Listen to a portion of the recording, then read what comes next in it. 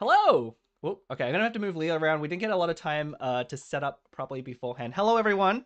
Welcome to the anniversary stream. Happy birthday to Invocation Academy, Oh unironically. my gosh, you are actually moving me around. There's a bit of a delay on YouTube, so I'm like Okay, glancing over. okay. I think we're But good. There's a hi. bit of a we have a lot of stream scuff, I guess. Not streaming for a couple of months. Just all that knowledge completely left my brain.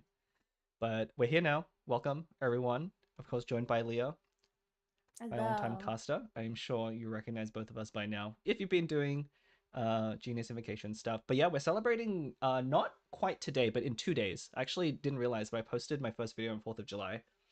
Um, Oh, so we're celebrating the anniversary of your channel. Did you make your channel like shortly after Prince Cup last year? I did. Is I that is did. that actually how that happened?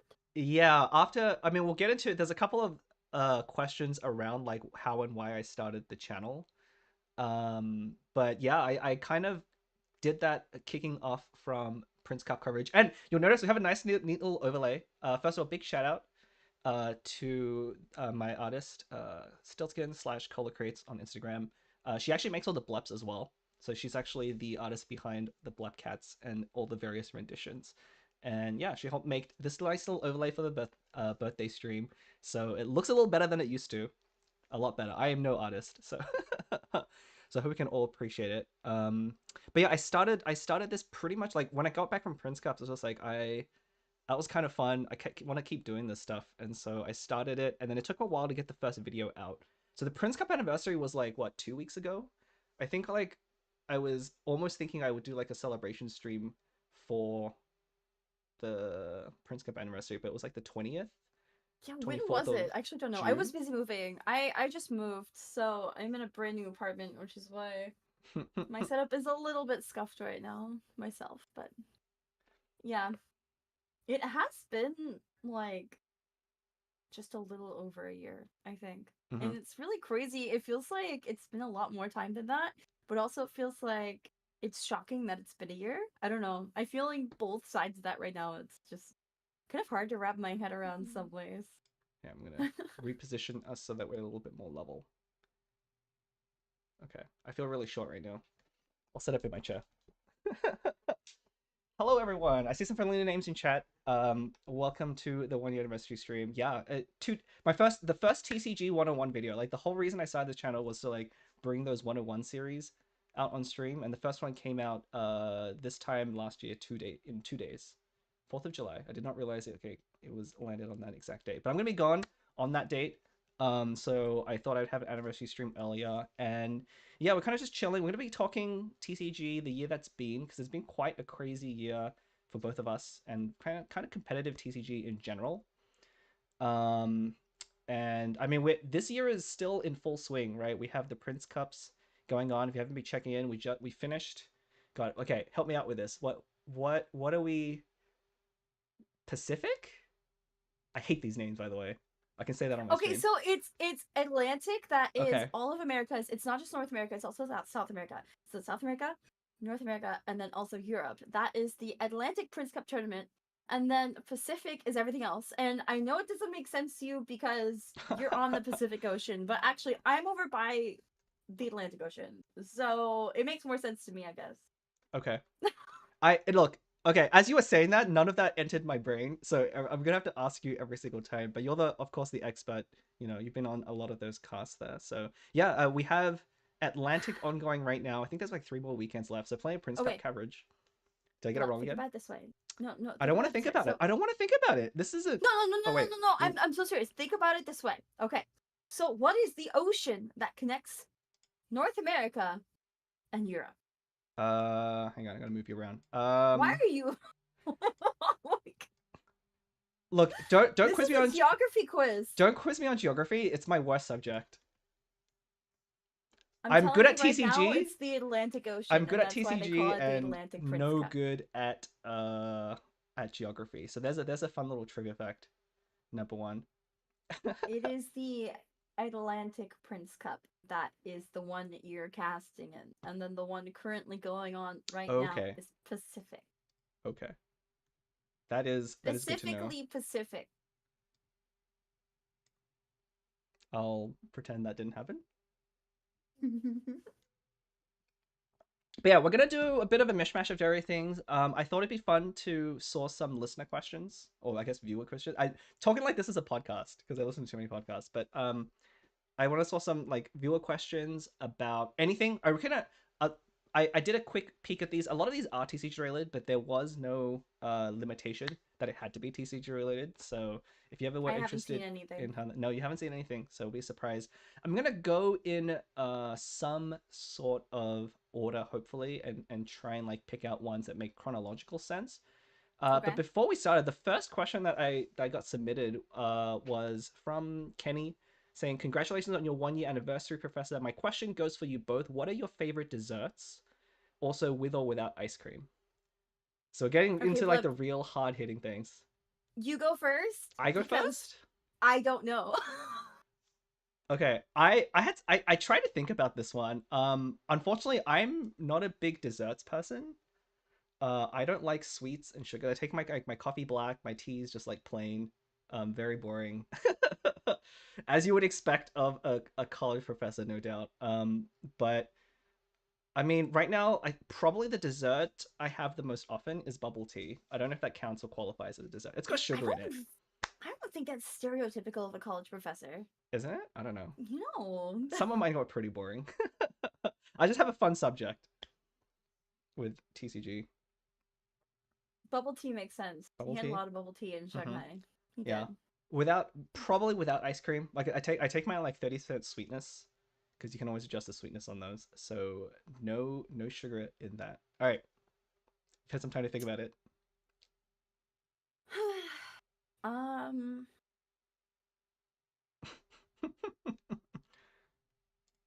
I like all sweets. I have a big sweet tooth, so anything that is like chocolate or caramel or vanilla Hmm. or coffee flavored is really good. I like things with fruit.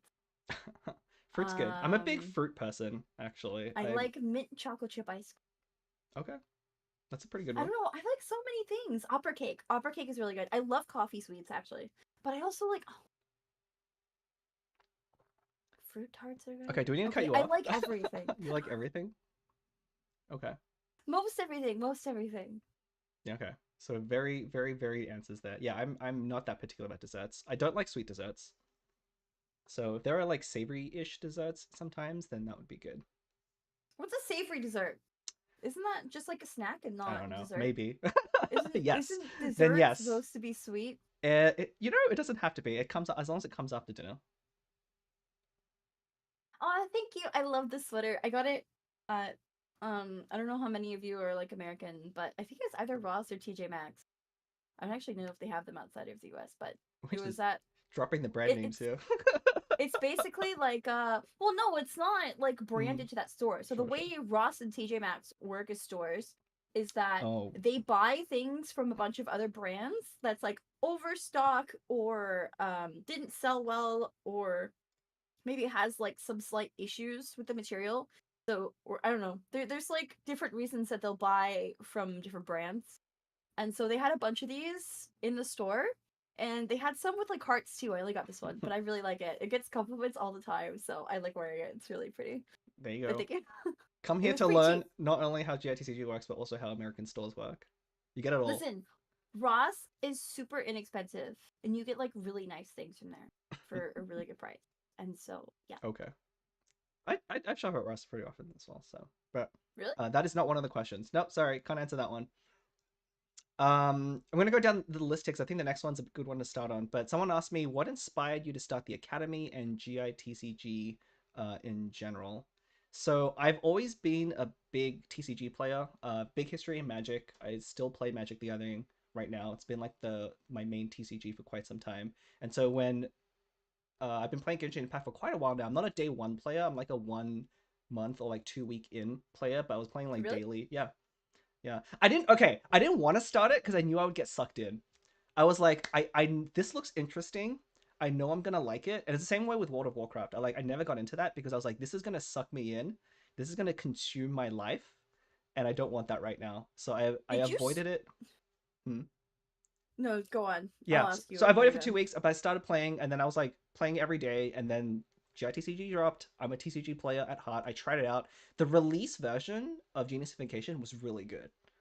Like we'll get to some questions and comments about the current meta, but like when it first came out, there was a couple of balance issues that it took people a while to figure out. But my favorite part of any game, especially competitive ones, is like just before people figure out the meta, when people are just experimenting with random things, and most things work as long as you're decently good at the game. And so you could like play almost anything, and then at some point, we've people started figuring out how the mechanics worked, and the deck started to get more solidified. We had a first Prince Cup, which obviously like then pushed competitive meta into the mainstream, but nothing really. I didn't really need anything to put me onto GITCG. From day one, I was just like, this is awesome. This is really fun. I love it. And yeah. What about you, Leah? What? Question. Yeah. No. Before we move on to me, question. Yeah. Um, was the first meta actually that good?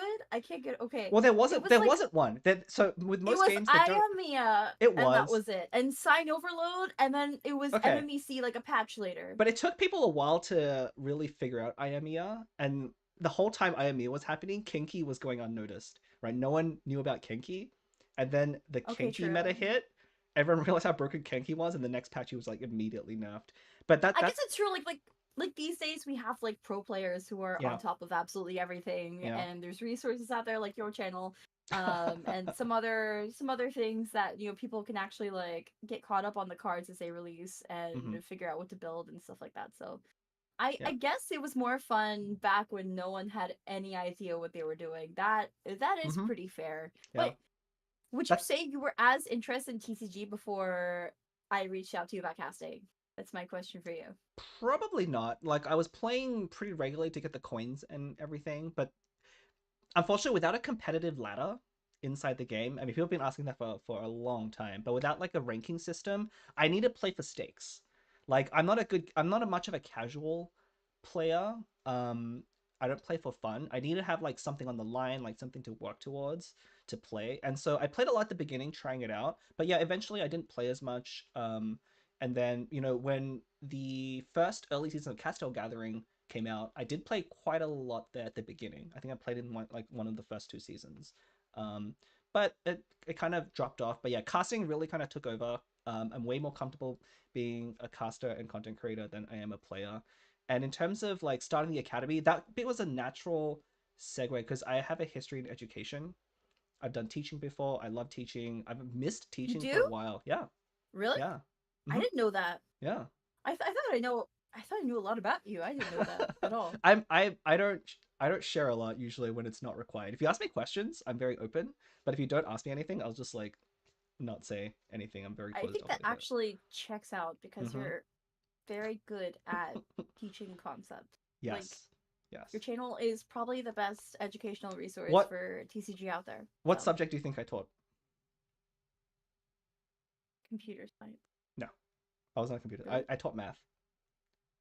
Does Math? CCG make even more sense now? Yeah, I What taught what math. level math? What were you teaching? Mainly high school ish. High Like I guess high school. school to middle school, and then I didn't do any like university level mathematics, but um, yeah, someone guessed it right. I mean, I don't think it's that much of a jump to do that, but I did actually get into computer science until much later. But I'm not going to go down that rabbit hole. People haven't asked about it. Maybe you can ask about it in a future AMA. But yeah, that's kind of how we got started at the academy. And again, a lot of the inspiration was after that first Prince Cup. I had so much fun casting, and I wanted to get more resources out there for people who want to play competitively. Um, I'm a college tutor for chemistry, so that's pretty similar, right? Actually, I've tutored math before too. That's similar, right? yeah, We're similar. yeah, it is. All right, let's Sorry to pick out interrupt you. another question. No, no, no, no. I mean, this is both like I think very much like you're the one who first brought me on to do all of the casting stuff, so it's very much like a shared history with Prince Cup and things. So this is as much your time to answer questions. Well, I mean, what got you into GITCG like specifically then? If you want to answer that part of the question. So I actually, so both of us are like moderators, right? And Mm-hmm. or we were moderators. I'm not a moderator anymore in Tavern server, which is where the Cat Sales Gathering thing is hosted. I was like a senior moderator. I was probably one of the most active moderators there. And I was also the one that kind of formed the events team in the tavern server and like led it and everything. And I caught wind from one of the admins that there was like a tournament scene coming, basically. And so I immediately jumped on that because I thought it Mm-hmm. sounded interesting. I love esports. When I was in college, I was actually on my collegiate team as a founding member of the League of Legends team as a mid laner, and I've always been interested in casting and production and streaming and all that stuff. And I was just getting started as like a lore streamer because up until that point, I did a lot of um talking about lore on Twitter. Like I Mm-hmm. built like a huge following of like almost 40,000 people on my Twitter, just like talking about what I thought about the recent quests and characters. And I was trying to transition that from Twitter to streaming and then Oh, eventually videos. But uh what happened? oh, nothing. I was trying to find some music in the background. Continue, continue. Okay, okay. But yeah, I guess for me, it was catching wind that there was going to be some kind of competitive scene and knowing that I could help with it. Mm-hmm.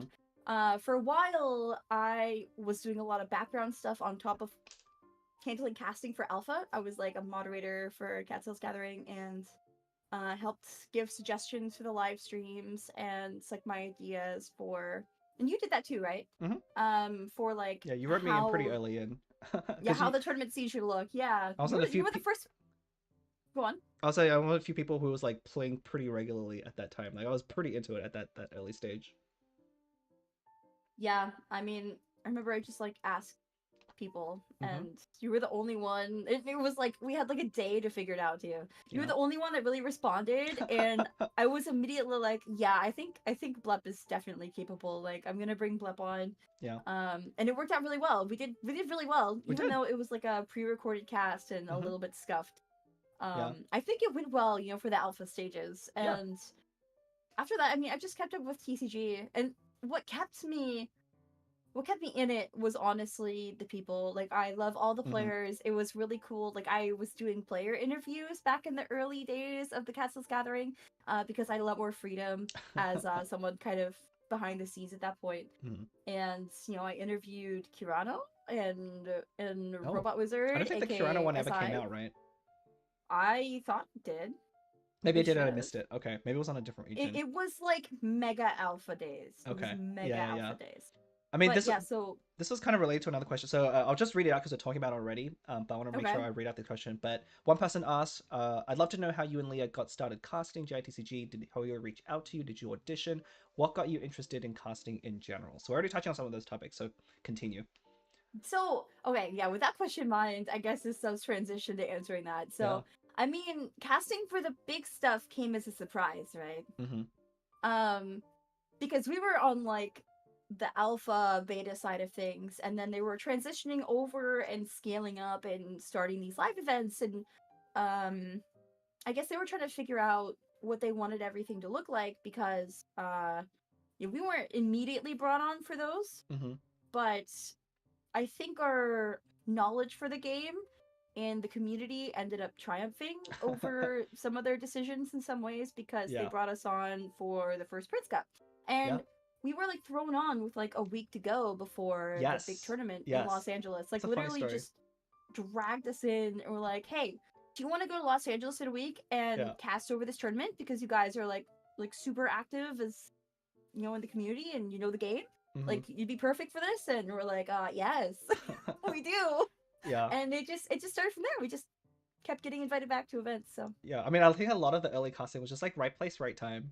Like, we happened to be active in the community back then when they needed people to be doing like the casting for uh the early tournaments, and then we happened to be good at it. I mean, I think it makes sense with like, you know, our backgrounds like being streaming and doing other stuff, but like we're good at mhm. talking, we're knowledgeable about the game and the community especially. I think that's one thing that like really stands out from maybe someone who's like only tangentially knowledgeable, is that we are very deeply integrated with JDCG, the server, the community, all the people, and I think that matters a lot as well. But yeah, the story of like how we even like the first casting opportunity was really funny because we literally did have a week's notice. I wasn't actually at home at the time either. I was out on vacation in Greece, and I was on a beach, and then I You got were? I was. I thought I told you the story. Yeah, I was out on vacation in No, I didn't know Greece. this. I was sitting on a beach, and then I checked my phone, and I have a message about like, hey, and asking me if literally in a week I wanted to fly out to LA and cast for the Prince Cup. And what ended up that looking at, I got home on like a Monday.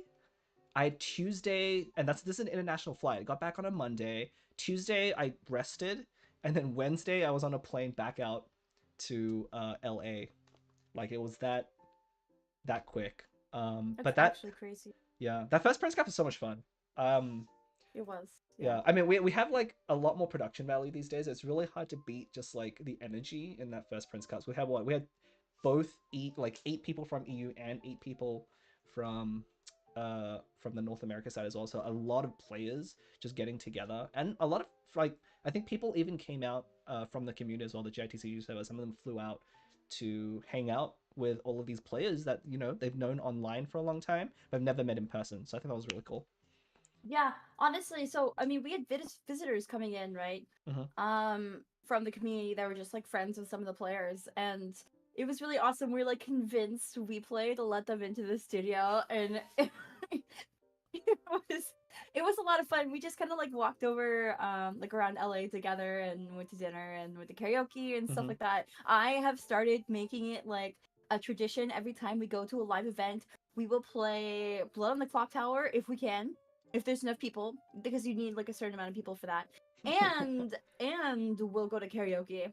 And so karaoke stuck up more than Blood on the Clock Tower because you don't need as many people for karaoke, but you can go to Mm-hmm. karaoke with like 4 or 5 people and it's a great time. But every time we try to do those 2 things, and I'm pretty sure when we go to Los Angeles, we're gonna try to play Blood on the Clock Tower again, right, Bleb? So maybe you Yeah. could live stream it to your audience. Uh, I don't know about that one. That could be a little bit tricky because I never done it before. But it's a lot of. I mean, I know people in the It JTCG would be fun. server, yeah, do that as well. Hello, Jibu. I think it'd be fun. It would be fun. We should do it. Uh, but we can talk about that later. But yeah, We'll definitely play in LA, but I'm not sure about live streaming it there. That logistically could be a lot I'll difficult. stream it on my You are welcome to channel. do whatever you want on that thing. Anyway, so um yeah, it has definitely been a journey, and we're not really sure how much longer it's gonna be around for in some ways, Yeah, because TCG isn't like the most popular game mode in Genshin, obviously, no, and we're not like huge creators or anything here. We're just very deeply embedded in the community. yeah. But we're definitely having fun with it and writing it out Hmm. as it goes, and like every new person that joins our community, we tend to remember their names. And Yeah. if you're ever in the area, like if we're going somewhere, please come hang out with us. Like hit us up, honestly. Yeah, I do wish more of the events were like public accessible. The only one that was like the Malaysia one, right? But that was And it because it didn't have was any advertising. in the middle of the mall. Yeah. Yeah, it was in the Sunway Pyramid in Kuala Lumpur Hmm. in Malaysia, and it was honestly really fun. Like we had some people come up to like the booth. It was like this big Genshin booth in the middle of the mall, and Hmm. people could just like walk by and like step up and watch us cast. But yeah, I mean, obviously there wasn't any advertisement for it, so it was just like, oh, Genshin Impact booth. What Yeah. is this? Oh, they're just talking about the card game. Okay. And yeah, on the other side of us, behind us, was the players actually playing, and Yes. but it was really fun. It was really fun, honestly. Must be nerve wracking for the players though, because I feel like it's a pretty weird environment to be in, just like it being in the middle of the pyramid. Hmm. Rick Thomas says, I participated in the qualifier for the first LA event, but I didn't do too well.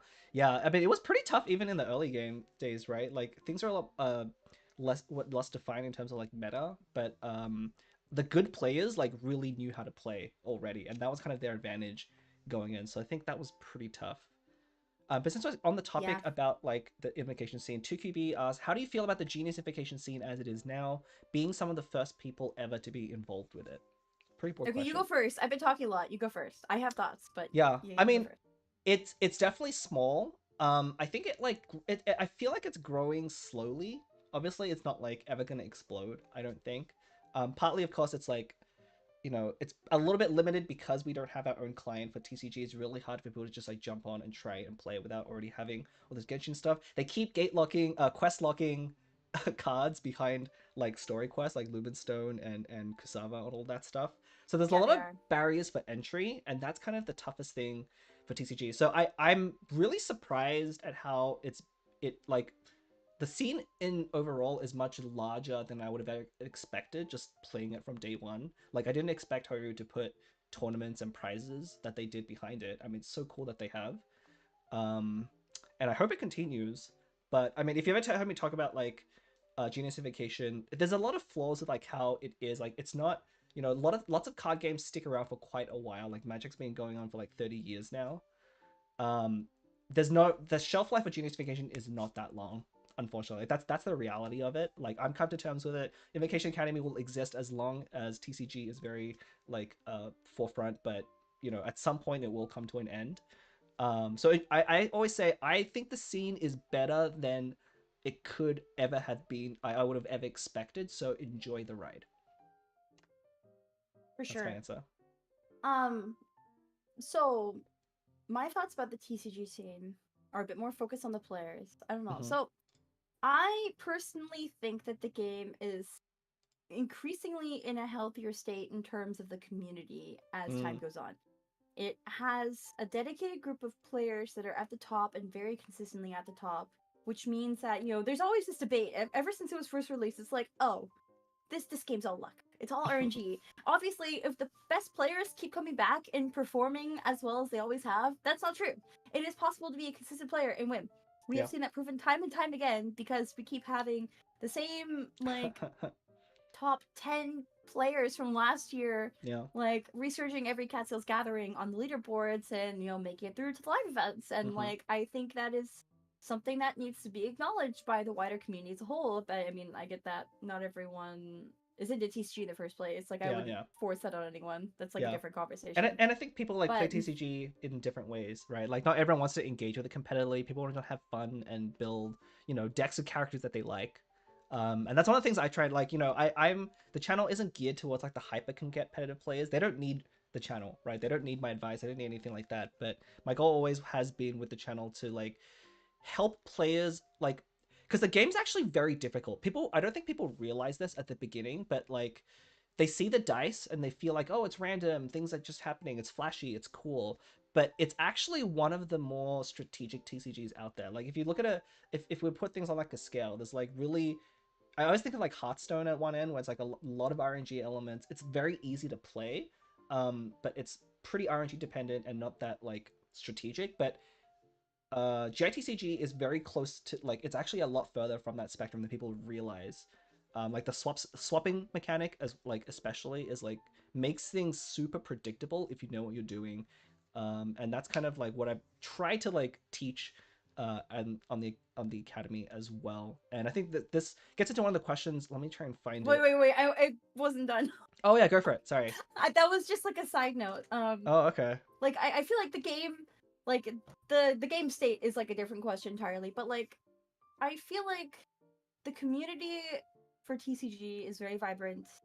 It is probably one of the most like wholesome, nicest esports communities I've ever been a part of, and maybe it's because it stems from Genshin Impact. Like I Mm, know like Genshin, like parts of Genshin's community can be toxic, but I think that's the same for any really big fandom. yeah, There's always going to be like toxic parts of it, but I think overall Genshin's community is pretty nice it is. and well intentioned, and I think it translates well to Genius Invocation. Everyone is just so nice to each other, and for the most part, there have been a couple of things, but honestly, it's so tame in comparison to like League of Legends, for Yeah. example, which is where I come from. And like any other like competitive game like that. Hmm. I mean, And I think. I really have Mhm. to appreciate everyone I've met so far. Like Yeah. genuinely. I feel like the scene itself is in a great state. I would like to see more new players. I would like to see it grow, but I know that's asking for a lot sometimes for a very niche game mode. So I think so. I see that's that my a lot. thoughts. Like people always like people. I think it's valid to complain. Like it could be better. There are definitely things that could be improved.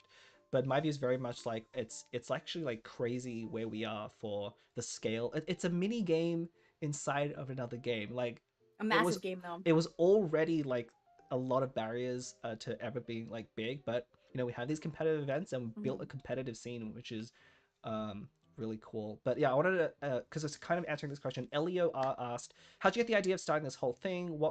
What and or when was it? What and or when was it you were like, okay, let's create a school like format for GITCG for newbies and veterans alike?" Part of that was when the competitive scene took off. I realized no one was doing educational GITCG content. Right. First of all, there's like it was pretty small game, so it wasn't really a need to.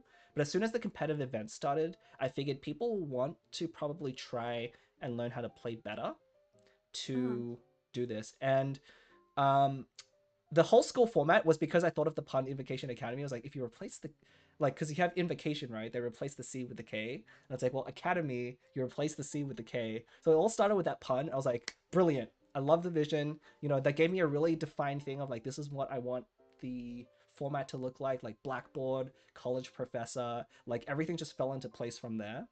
And I rolled with that, and I think that's worked out really well. Blep. Yeah. Invocation Academy. No, no, I didn't go that far. Meow. I didn't go that far. You The should have. It's such a good pun, especially because you. Oh my god. No. Anyway, No, no, no, whatever, no, no, no, whatever. no, no, no. Okay, I already sometimes regret having the academy with the K because I feel like people it may be harder to find because it's not the right spelling, and when people say academy, they usually spell it like the normal way. So Well, I you just include in your tags like the you regular do. word academy though. Do I? You should I because don't that's what think they're I for. do. You put common misspellings of your name in your tags. Okay, well, Blep, start doing that. Okay, I will. I'll take that. I'll take that on board. You can tell I'm not like a lot. This is like my first content creation gig. Um, the one time I did any sort of content creation, actually, I don't know if any of you remember. So there was like a mining guide infographic that floated around like I would say 6 months after the game released. If you ever saw one of those, I was actually the one behind that. It was like this like long graphic with like all the daily blue crystal routes and everything that I used to do. That one got pretty Amazing. popular. Yeah. All right, let me Great. pick out another question. Let's see. Juju had a question that asked, "What was your first deck that you made yourself, and do you still have it?" Probably not. I really liked Ayamiya. As I love combo decks, so as soon as Ayamiya was a thing, I that was definitely like the first deck I wanted to play. The first deck I really got into, that I did well with was double Anemo Store. It was like it was like Mona, Jean, and Sucrose, and I basically played that for one of my very first Tavern CTGs and just like shot up to the top. So those two were probably the very first decks that I had. Um, my first deck was Jean Monakaya. I made that deck, Jean and Monakaya. I really like it. I actually have seen some people play those characters, obviously, with way better support cards. I'm Mm-hmm. terrible at building like the support card part of deck, but I can come up with some pretty interesting concepts, I think. Um, so yeah, I really like that deck. Uh, the other one I'm really proud of, which is a bit less new. I mean, it's a bit less old. It's newer. Is just like Raiden Sino Tignari deck, and it's because Mm. I really wanted Sino and Tignari to work together, and I built a deck around mostly Tignari's burst, but Sino's kind of like the anchor. Like you basically rush Raiden's burst, Raiden burst, go Tignari, do a lot of quicken stuff with Tignari, and there's like Adeptus and stuff like that. Okay. This was like really old deck, by the way, like really old. And then you finish on Sino, Mm. and that was it. That was the entire concept. Of course, it was So a Sino deck. of course it was a Sino deck. Of course, I have to build decks with my favorite characters. Unfortunately, Albedo sucks, so we don't talk about. Yeah, I do wish they'd fix Plunging Strike. I think I talked about this before, but Plunging Strike needs some love because I think it's a cool mechanic. It's just way worse than anything else. But Juju also asked, any old meta decks you miss seeing? Mm, Pyro Kuching, Pyrokiching? MMEC. Do you I actually miss I liked MMEC? MMEC. Wow, that's a I bold miss it because statement. it's never played anymore. I want to see one game with it. I think it'd be fun.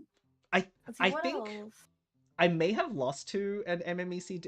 Oh, I did. Okay, so this is when we were at the Asia Invitational. I was playing my Cat's Tail matches, and I was playing my own version of Yelan OTK, and I queued into a MMEC player, like just straight up. It was Mirror Maiden, Oceanid, Fischl, and I did lose that game, and I don't know how. That was the game they played. Remember, I think I told you about this. They played like Tubby into Favonius Cathedral.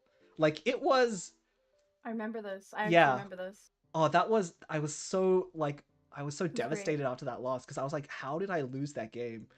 It was not a matchup I should be losing. So people are still playing it in some way. You may run into it on Catsdale Gathering somewhere, but yeah, it's I definitely. liked I don't know if I miss it though. I don't know if I miss it. It was way too good.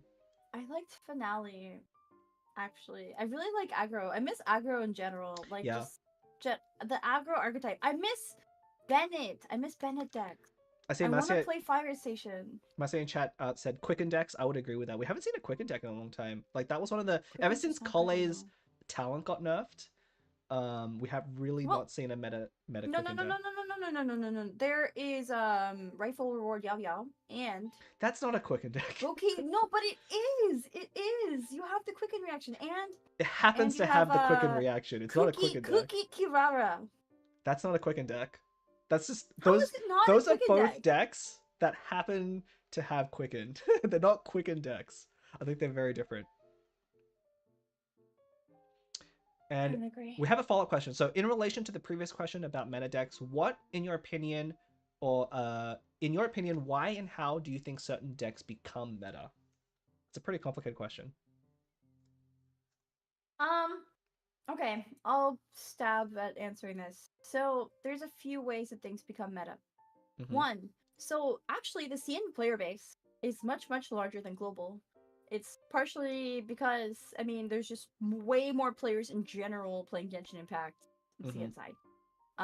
Than global. So I mean, yeah. But they're always cooking things over there. A lot of new decks come from CN side, They do, and yeah. the the top players in global are closely watching that side.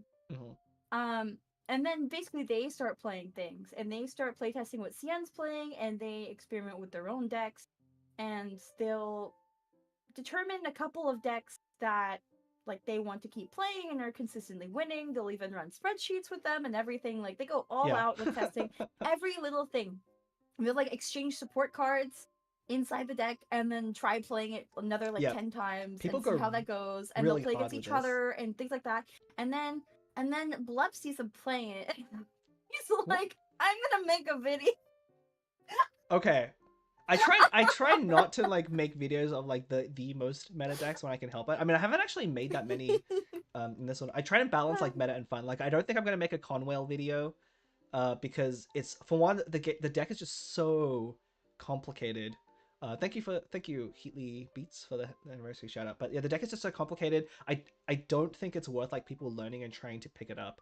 And that's kind of the difference, right? Like I don't want to just be it's the same with like the tier list that I do. Like I don't just focus on meta and what is meta. But as for what becomes meta, it can be a lot of things. Like first of all, it's just raw power. Like the last time we had something as dominant as Conwhale was Agent EC, Agent Electrocharge. If you remember Agent, Oceanid, and Fischl. And it's just like when you have something that efficient, everyone starts playing, it becomes the best deck, and then the meta warps around that one deck. And that's usually like what happened. That's what's happening now as well. Like a lot of the other decks that you see are being successful is because they're set up to beat the T0, or so to speak, deck, which is Conwhale.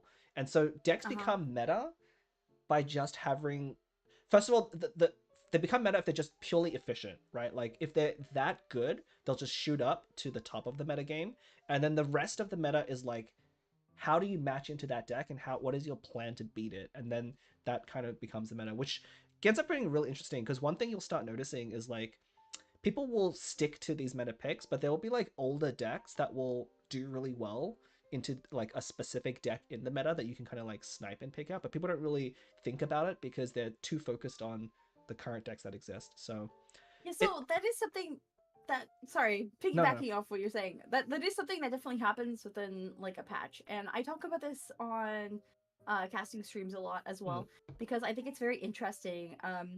Now that we're having like these weekly competitive streams where we're going over every single match for the online Prince Cup groups, it's kind of like a situation where You see the meta Mhm. evolve in real time over the course of one patch. You see the phase where people are just experimenting with something new. Yeah. Maybe they've ran some spreadsheets, did some initial calculations when the cards were first announced, whatever.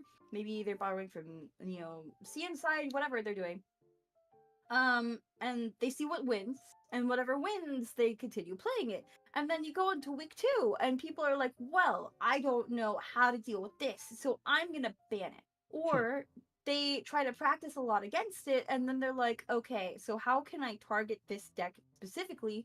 Maybe there's something older that still works as well, wasn't really changed that much, but maybe is like slightly less of a meta pick that can do well against it.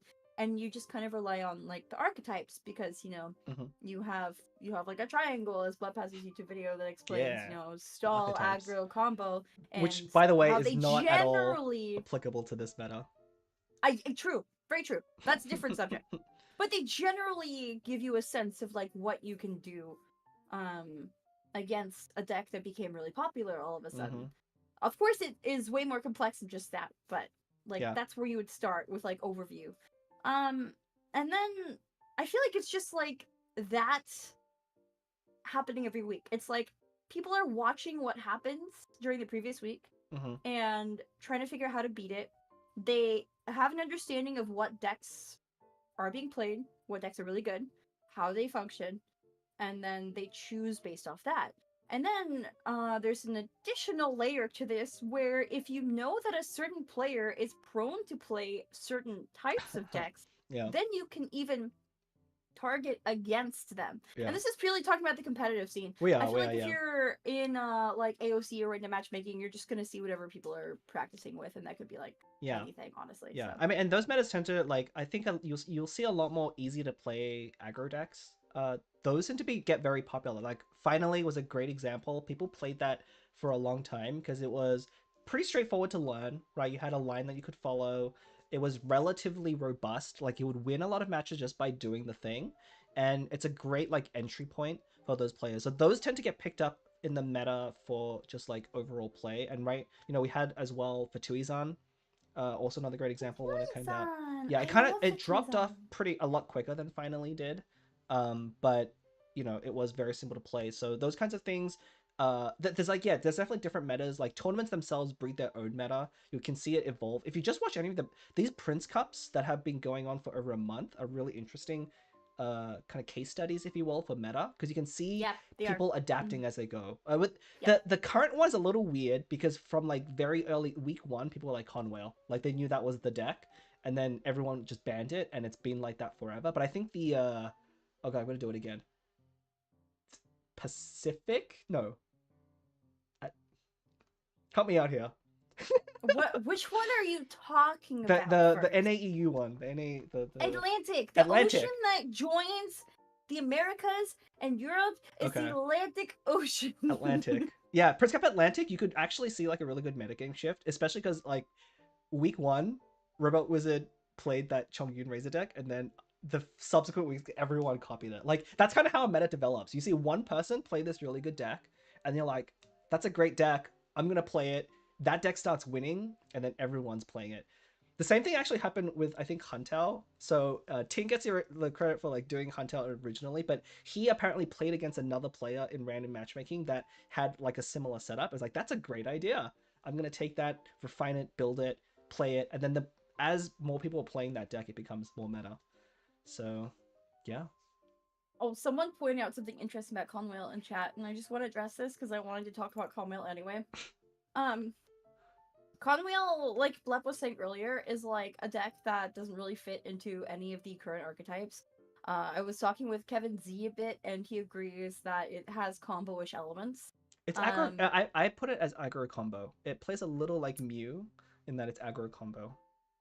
I mean, I guess like with Serpent, you're being really aggro, but with Whale, it's definitely like you're trying to build up Whale as your anchor. But But yeah, it's so kind of, you have like the Scorpion is like pretty aggro in terms of damage, but Serpent Burst is like where the combo aspect comes from because you have to play around it, and the act of doing that makes you susceptible to aggro lines. But anyway, continue. That's okay. my Well, take. I That's I my don't take. I don't disagree with you, but Okay. it has combo-ish elements. I think that's Hmm. that's the point. But it's more aggressive. It's not like stall combo. It's Yeah, as I But yeah. just said, aggro combo. You just said what I Well, said, but I'm not. longer. I'm. You interrupted me to like say something that you're correcting me. Like I would agree with you. I would agree with you. Okay. Good. Anyway, so it doesn't really fit into an archetype right now, and Yeah. so players don't really know what to do against it. It is just like really good, and um so it has a high ban rate in Prince Cup right now, and I think the reason why it loses, like when it does get through, it loses, is because the players who are letting it go through have already figured out how to play against it, Mm-hmm. or they're just like not afraid of it. They think that they can get a win off against it, so that's kind of how that works. I think Yeah. it's skewed like data in Yep. that Yep. Yep. case. Yeah. Because like it actually loses a lot if you look at the Prince Cup statistics, where like it's banned all the time, but when it does get played, it just loses. And the reason is you don't ban it if you have either favorable matchups or you think your opponent is just bringing Conwell because they think you're going to ban it and they don't actually know how to play it. Because the deck is actually really complicated to play. Like, I struggled to learn it quite a lot. Like, I think I know the basics, but there's so many different things. Like, there's like 5 different things you can do with every hand. Like every hand has 4 or 5 different things you can Yeah. do. You draw 1 or 2 more cards, it changes. Like it is a nightmare to play well, and that's probably why if you're not used to it, people struggle a lot. But since we're talking about 4.7, I noticed Saberfay asked a question earlier. Any thoughts on the ever increasing complexity of GITCG mechanics each patch? I feel like it would be really overwhelming for newer players, and I think you're right on the money on that one. I kind of pointed this out during all my review sessions as well. Like the sheer amount of text that is on cards these days is kind of too much, right? Like it's way too complex, and I don't really like the direction they're going because like you to make things more interesting for existing players, they have to make things either more powerful or more complicated. And so they kind of that's why I said like the long-term roadmap for Genius Invocation looks a little shaky because like how long are they going to keep doing this? How are they going to keep power creeping the older cards, and like how long are they going to just add more text? Good example is like every House of Stove, the Stove God card. It used to be so simple. You just draw a card for every round there is. And now it's like, oh, but now in round one, it does this other thing. But then in round two, it does the round number minus. Like, they just added so much text to it to make it mechanically work. But it just doesn't. It's just so much. It's too much. So I would agree with that. I don't know if it's too much. I feel like before things were a bit too slow, I think they need to find a happy medium because I've heard some Okay. complaints from players that it's going in the direction of like Yu-Gi-Oh, Mm. and I have not played Yu-Gi-Oh, but I have friends who play it, and my impression is that you just do a bunch of stuff in like 1 or 2 rounds and end the game. And I hope Genius Invocation Yes. doesn't become that way, but I do think that Magic and magic elements make the game a bit more interesting. I personally had a lot more fun when that was introduced, like actually played the game. Mm. I really love magic and hyper magic and treasure and stuff like that. But I know that it's like for newer players, if you're not really familiar with how like dice generation works and like those concepts, then I think it's easy to get overwhelmed. And I'm not sure how they could really bridge that gap between new players and old competitive players when they're already struggling to bring in new Mm-hmm. players to begin with. So I don't really know what's going to make it more interesting. I really think it comes down to just having it be more accessible to specifically TCG players who are going to pick up a TCG if it's interesting enough. Yeah. And like I don't know. Like I think it's possible to market it towards casual players who are, you know, Genshin only, but they're gonna have to do some out of the box stuff for that. Mm-hmm. And yeah, I don't know. Yeah, Yeah. I don't know what the answer to that is. You know, a lot of other card games solve that, the complexity and the power creep, by Sure. having rotations, which is like cards won't always be forever playable, right? Like Magic does this, Hearthstone does this when they added like Wild and Standard, but you'll have a set of cards that are legal for like the main way of playing the game, and then they'll rotate out, meaning you can't play some set of cards anymore. Other cards stay here, and then they can add new cards that are not necessarily more powerful, but just different than what it was before without building on top of what was before. So that's kind of it. But again, it's like you know, this is a mini game inside Genshin Impact. Like, how far do they really want to go thinking about the health of the overall game? I think they just, with the releases, they want to make things that are splashy and different and fun and make people want to try it. Like, Kave's a good example. I think they actually did pretty well with Kave's Kave's awesome. design. Yeah. Kave's But great. there's only so many Kaves you can make, right? Like the rest Mm. of the other cards kind of going around discard and all the new mechanics. I think the discard stuff works pretty well. It's just very overtuned. Like obviously the consecrated beasts are too powerful. Narwhal I think is actually in a fine spot. It's just the cards around Narwhal are really powerful. And Swiftly asked this as well. You know, they asked, what is your opinion on the 4.7 meta, new mechanics, and deck archetypes? Favorite deck archetype of this patch? So I like discard. The 4.7 meta is very weird. I don't like it in general. I think a lot of players don't like it. I don't really have a favorite deck archetype. I know that the deck I've been playing a lot, which is like hyper magic, right? It's just drawing your entire deck and then comboing on like Sayu or Nuvolette. Um, but I wouldn't say that's my favorite deck. That's just the deck that I think I want to play if I want to win games. For me, before I answer 4.7 specifically, one thing Mm-hmm. I wish that Genius Invocation TCG had more of was just like bouncing off something you said earlier. You can only build Kave in like two ways, with Mona and Farina, and you always have Will. Like, how else are you gonna build Kave? And that's something I really don't like about GITCG. There's not a lot of synergy between cards. I feel like it's very intentional what Mm-hmm. character cards are supposed to have synergy with, and it always ends up being like they have such a narrow pool of characters they could be paired with, Yeah. and there's only a couple of characters that are very versatile for any deck and like widely contested over, like right now Harold, and for a long time Mona, just as two examples. I wish there were more characters like that. I wish people's favorite characters were actually more viable, more playable, could actually be substituted in a lot of things. I wish they would go Yeah. back and retrospectively retroactively update some of the old character kits so that they keep up with the new ones, just because I would like to play Sino. I want to play Tignari. I Okay, want so to play this Venti is and what it's all about. Albedo. Okay, I get there's a Yes, very but deep rooted. I think I'm not the No, only no, one you're that not. feels You're that not. way. It's I am true. It's definitely true. not the only one that feels that way. Yeah. Everyone wants to play their mains, but there's only a few cards that make sense to play, and then there's only a few other character cards that pair well with those characters, and then so that's kind of what the meta becomes. They're just, Yeah. I don't know. I think that aspect of TCG is kind of what makes it not fun. And then we don't see a lot of variation on the streams as casters. And it's like, Hmm. oh my god, we're in for our 10th game today of freaking Chong Razor. Like, I like playing Chong Razor. That was my main deck when I placed 24th last season's Cat Sales Gathering. Yeah. I love that deck. I don't want to cast it every game. So, I mean, that's a side tangent, but yeah. This meta specifically,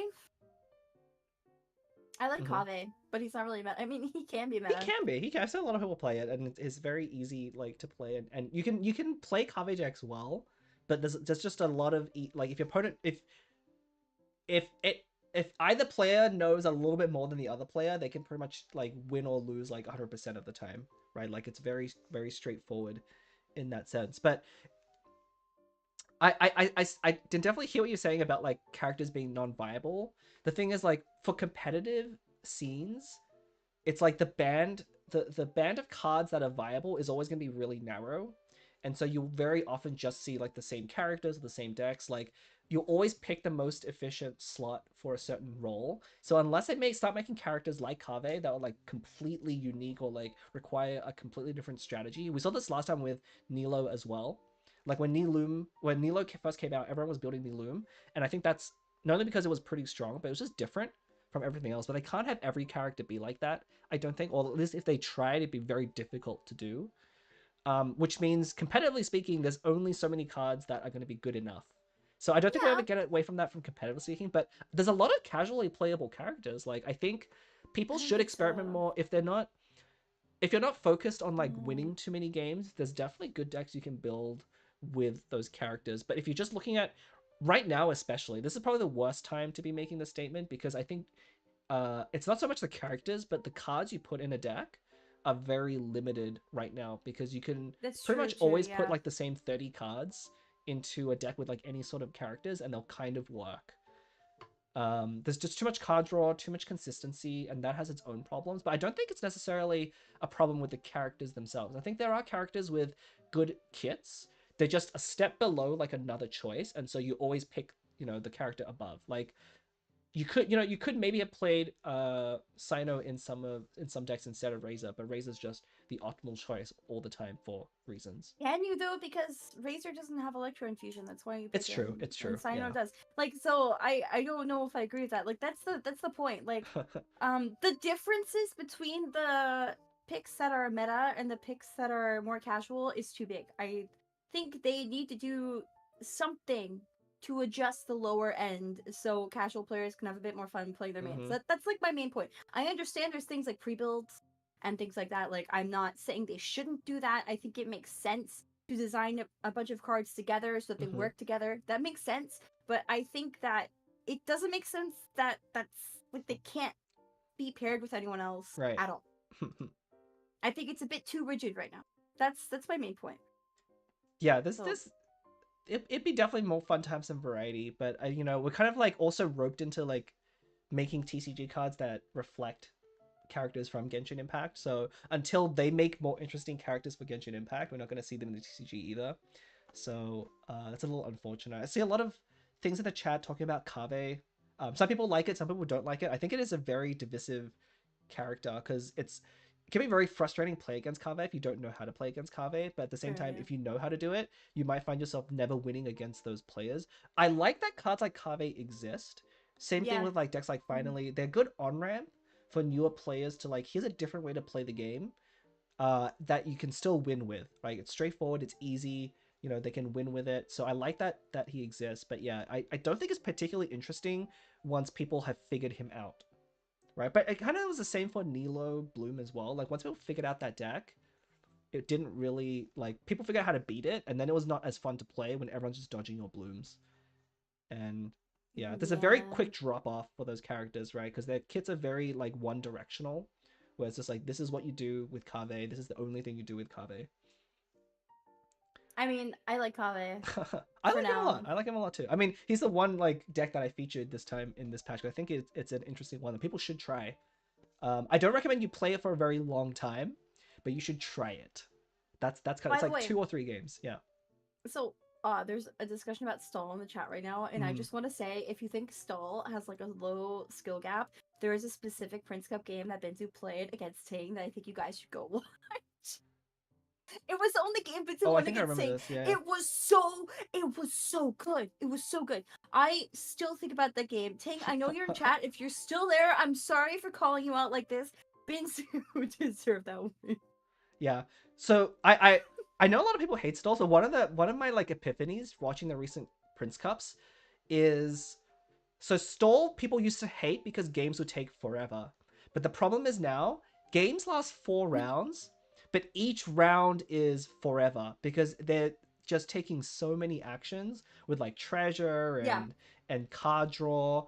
There's so many things that you're doing in one turn that if you actually look at how long games take, they're not any shorter than like Stall Mirrors before because Stall Mirrors at the very least went like each round went pretty quickly, right? The rounds would be like 10, 12 or whatever, but there weren't that many things to do each round. So that you still have like 2 hour best of threes because people are spending 20 minutes on like a turn. And I don't know that that's more interesting than stall games. I think the problem with stall is that it's hard to commentate unless you know actually like what's going on. yeah, yeah, yeah, You kind of yeah. have to make it I think interesting. I think a stall can be a drag to commentate if Yeah. you aren't paying attention to like those really tiny details that go Hmm. into like why a player is swap stalling for 5 turns in a row. Like it is actually kind of hype when you do understand it. I think I don't always understand it. I am definitely more of the play-by-play host role than the analyst. Um, but like I love learning about stall. I think it can be interesting. I try to make it interesting when I'm casting it. And I do agree with the point. I think who was I casting with? It might have been Stuffa. Mm. It was either Stuffa or Kojo. It was like this recent weekend. We were talking about this on cast too, where like the rounds even in like faster decks combo, Hmm. hyper magic, aggro, the rounds just go on so long because there's so many different actions you could do and ways to generate more actions that Yep. kind of ends up making the game long anyway, Yeah, even though it's it only a doesn't really couple matter. rounds long. Exactly. Yeah, so I agree with that. And I Of think the course, most painful thing as a caster is like knowing they're gonna play all that, but then right. they're carefully thinking about each step Yeah. during this one round, and like, are they gonna do it? It's like, Yeah, and you got to give them the time, right? Like, there's a lot on the line for the players, so you can't blame them too much for taking the time. But yeah, they do have to agonize over every decision. There's so many decisions to make these days. Yeah, so it's definitely interesting. We've definitely changed a lot from early days of GITCG. There's just so many more things that you can do now, and so many cards in your deck that actually have a huge impact that you have to think about. And that's kind of why we are here. Let me find another yeah, no, question though. Yeah, I'm go on, I'm talk. definitely not saying they should rush. They Hmm. need to take their time. Like they have to take their time, and I totally understand that. Like, Mm-hmm. yeah, that is not something I'm like arguing against. Yeah. Just to be totally clear. We did have one question saying, "Who are you most rooting for in the Atlantic Prince Cup and the Pacific Prince Cup?" I know, I know. Okay. I'm rooting for Ting because Ting said he would come visit me if he wins first. That's. I figured you'd say that. Okay. What about Pacific? I don't know if you've seen all the players yet in Pacific, but is there a player rooting for Pacific? No, we No. haven't seen all the players yet. Okay, so I guess we'll come back to We're that. Obviously, you can't do it on um on the cast because you can't have caster bias. um. Let's see. Okay, so going back to Atlantic though, it's really hard to choose. Mm. So I feel like I know most of the players in the top eight Yeah. pretty well. Like we, like Blep knows them pretty well too. We met quite a few of them last year at the NAU Prince Cup because they invited Europe and NA players at the same time, and we got to meet Mm-hmm. a ton of the community, like the top members of the community back then. And it's really hard to choose one to root for. Mm-hmm. And it was honestly, I have to say this, it was so painful as a caster to go through the Atlantic tournament and be friends with, some of these people and watch them lose. And I was just like, oh my gosh. But you can't react that way Yeah. on cast. You Yeah. have to be unbiased as a caster. But I'm just sitting there like, oh my god, they lost. That's so sad. Like, what am I supposed to do? And then there were some players where they won. And I was like, oh my god, they won. Let's go. They're Yeah. so there's that aspect of it too. But obviously, as a caster, you have to remain really unbiased, and I definitely try my best to do that. And I'm always excited to meet new people Mm-hmm. and congratulate and encourage new people as well. So, but it is a bit of an emotional roller coaster sometimes. I can't choose. I can't Yeah. choose. I mean, Minin pointed out in chat, Mr. Pillow promised to bring Ito to the Prince Cup finale, so I'm rooting for him. I think Mr. Pillow is definitely the underdog He of is. that He top is. eight. Yeah. So, and I love rooting for underdogs. So, objectively speaking, that's my pick. I would say the other person I'm rooting for, I kind of want to see Kevin Z win I do. Yeah. only because all the other TCG players tend to be very soft spoken and humble. He's the only one that isn't like a little bit isn't. So I think he give a really funny interview at the very end. That's the only reason. No, no, no, no. I have more reasons to add to this. Okay, so Kevin Z is a player who qualified for last year's EU Prince Cup and couldn't make it due to reasons outside of his control. And he was supposed to be there. And nearly every single time there is a Prince Cup tournament throughout the past year, Mm-hmm. the player who wins gives their winner interview and they're like, shout out to Kevin Z who helps me with half my decks and practice with me. And this guy is just, he finally qualified. He's supposed to be here this year. So in some ways I am really rooting for him because I think he has something to prove. He has definitely been the backbone of the competitive scene while not actually making it onto the main stage. So I'm very hyped to see him. I don't Mm-hmm. know if he's ever gonna hear me say this, but that's my thoughts on that. Totally not biased though. I know I'm not biased. I love everyone. Like I could make a It's case true. for It's everyone true. to Yeah. win. The Atlantic, So yeah, Atlantic especially is really hard to root for because just so many people that we know. Because like a lot of those players were at the first Prince Cup that we went to, right? Both on the EU side mhm. and the NA side. So we kind of knew them from that and stayed close, and then they're still doing very well, obviously. So, so I uh, think there's 5, 6. How many Prince Cup NA players from the top 8 last year? It's 5, right? I think it's 5. Yeah. Right now, yeah. So there's a lot of people that were literally excuse me, in the top 8 for NA last year that Hmm. qualified this year, and I think that's crazy. So I'm definitely excited. Yeah. For Pacific, we should talk about Pacific a bit. So some of the players I would have liked to see win didn't actually even get through to the top Hmm. 32. Yeah, it's really So that was competitive a there. bit Yeah. sad. But I'm excited for Chikoa, for Zekrim, for Inzaghi. You Inzaghi can see a getting knocked pattern down here. to lower. Huh? There's a very clear pattern here, which is like players that we personally met. You just listed off like Well, three players. oh my, exactly. Okay, Inzaghi said he was gonna retire after the first Prince Cup. Now I don't know. He's He maybe a did. liar. He did. He said he was gonna retire. He But got he knocked didn't. down to the lower bracket, and then Mm, he made it through to the end like a protagonist. Like we okay. have to encourage Inzaghi. You Yeah. even took a selfie with this cardboard cutout of the Asian Invitational. I did. I did. I don't think I ever posted that, did I? You should post I it. should have.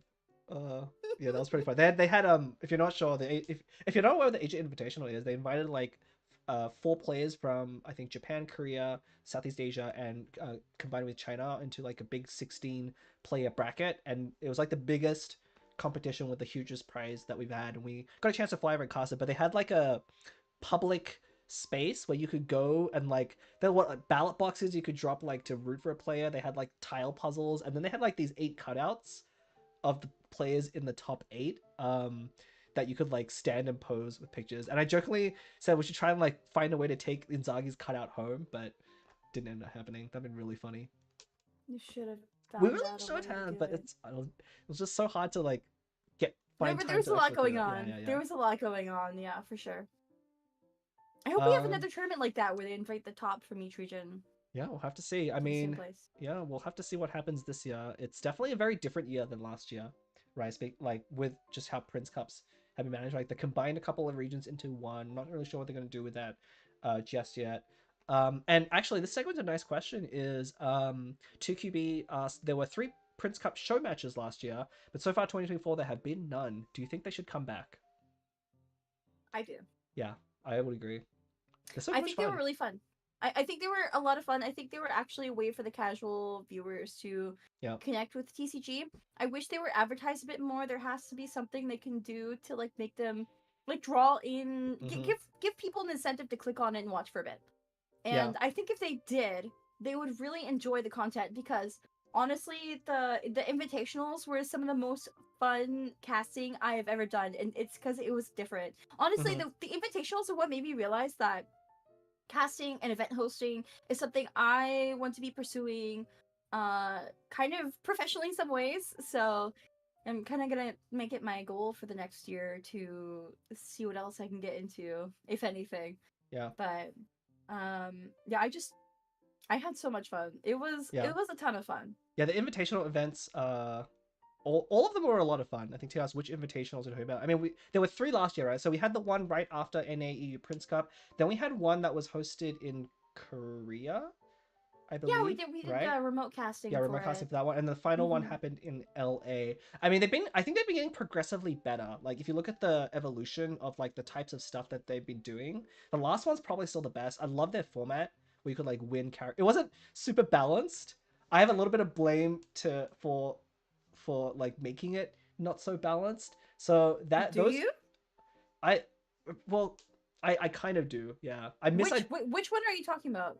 the very last one, the winter one, the Because I one with it. mean, we were at fault for quite a few Okay, things whoa, for okay, whoa, both whoa, of why are them. you expanding the blames on, like, you're... No, no, no, no, no, Because no, I no. was involved. I was involved. Okay, the rest of the stuff was fun. Like, there's one specific thing that I regret from, like, advising on, because I think I made a very big error there. I won't go into that, though. But I do wish the invitational stuff, essentially other show matches would come back. There was, like, a drawing segment in that one. That was so much fun. Except, okay, my one complaint I with the love the drawing drawing segment, thing. I So thought they were going to fun. make the team captains draw. Like, I thought they were going to make Robot Wizard and Inzaghi draw, but they didn't. They made their teammates draw, and they had to evaluate, like, the drawings. No, oh man, we didn't get any say on that one, but I feel like the captains would have been the worst artists, and that would have been so funny. Like, you want them to be bad at that point, and I don't know. I hope that comes back.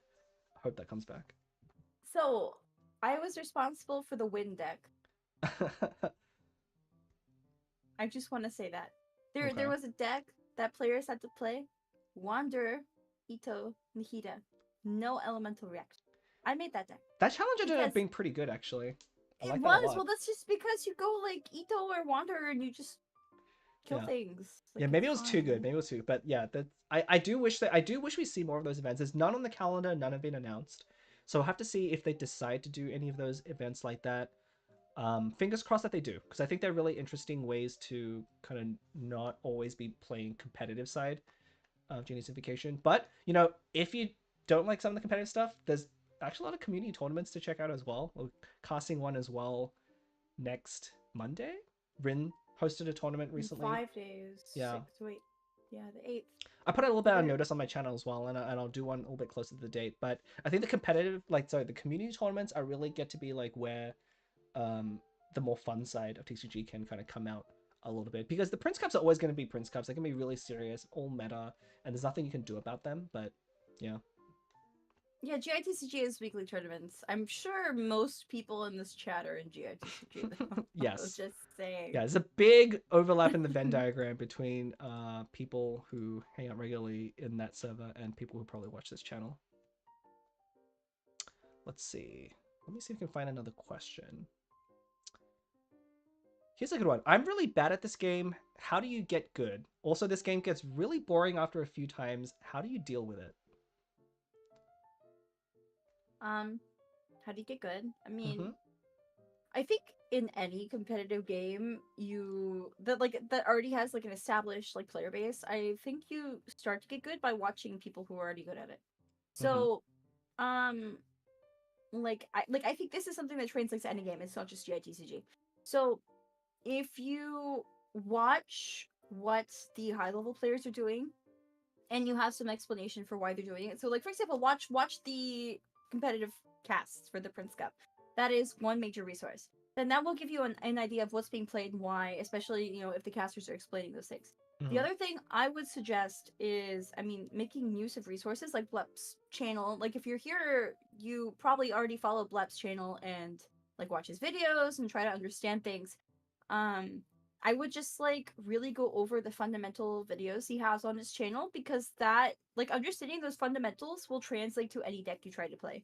And you just kind of go from there. And then step 3 is just to play a lot, like Ting says. Like you Mm-hmm. just play a lot, play against a lot of different things. Play against things you're gonna lose against. You know you hate playing against it. Go figure out how to beat it.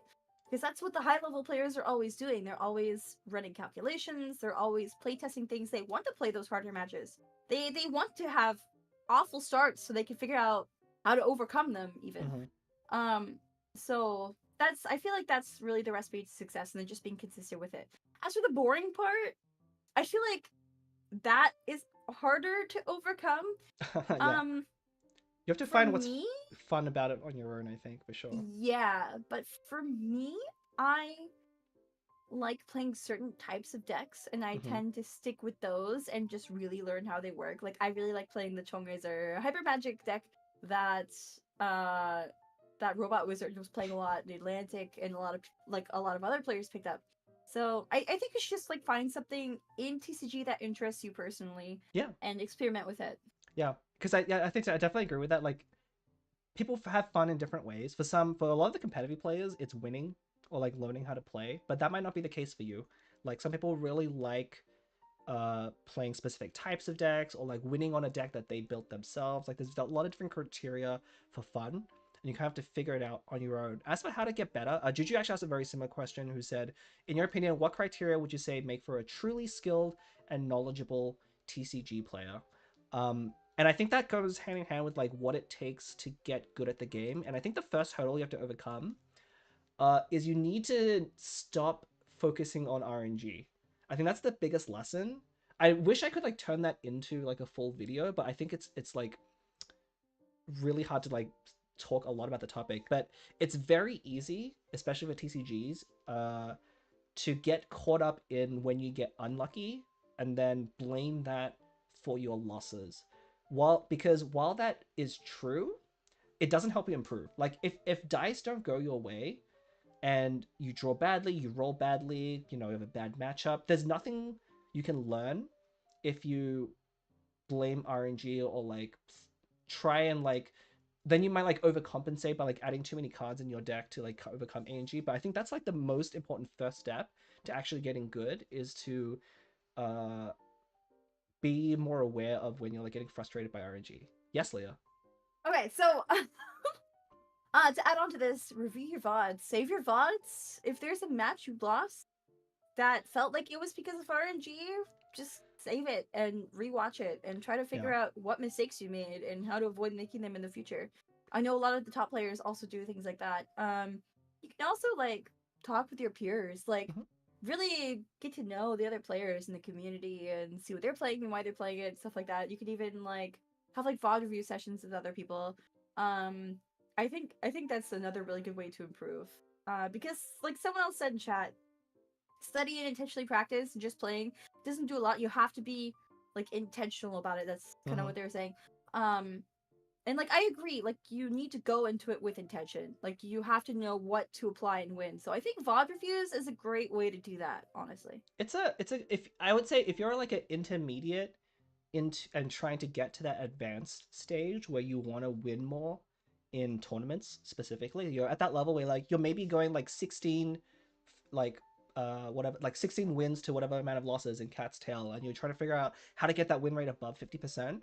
That's when doing something like VOD reviews can get very useful, because what tends to happen for those players, they have good fundamental understandings of like what decks are good, but they don't quite have like the niche strategies and things that you have to do to consistently beat a quote unquote worse player, like someone who maybe doesn't understand quite as much of the game. And you're not going to notice those things if you're not already looking for those things.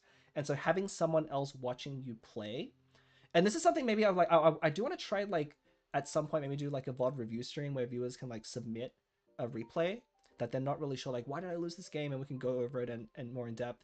I don't think VOD reviews are that useful if you're like a very beginning player. If you haven't learned the fundamentals, um, if you're not consistently winning against NPCs, or like you're still not that like knowledgeable about the basic interactions, VOD reviews aren't that useful because you're not quite ready to learn things that you would be learning and apply them from the VOD review. You have to get your fundamentals down, like always know about like calculating dice, planning ahead, have a good sense of what to do in most situations, and then you can start learning, like learn the basics, and then you have to learn the exceptions, and that's where VOD reviews come in really handy. You learn like a basic set of rules, like this is what you should do in 90% of situations, but then you need to know to beat the good players. Like 10% of the time, you have to do something that maybe doesn't make sense or isn't obvious.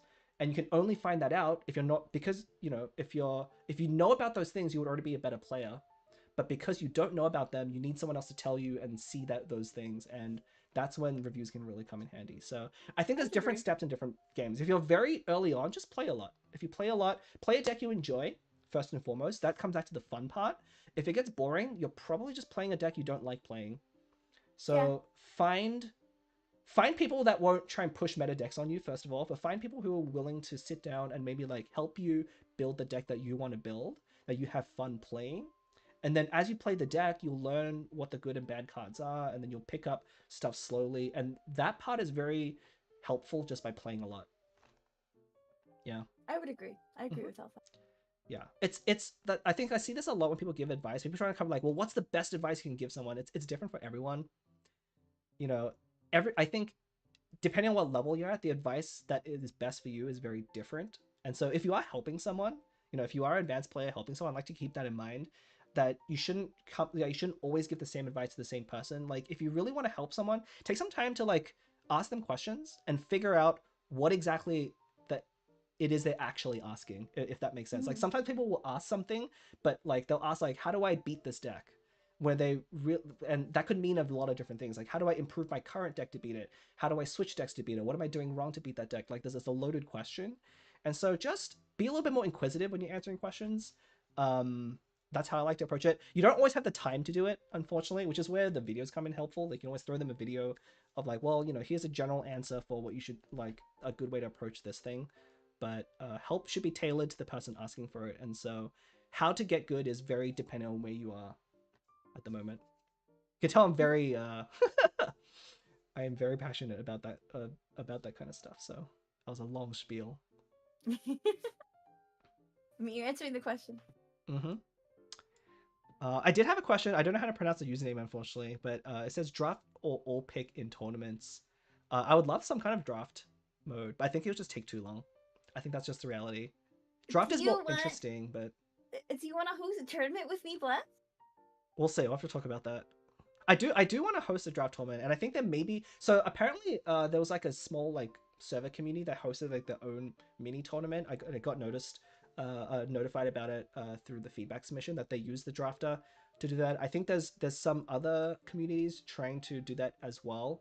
So I'm a big draft person. I like draft personally because it kind of solves the problem what you were saying before of like I wish these characters were more playable.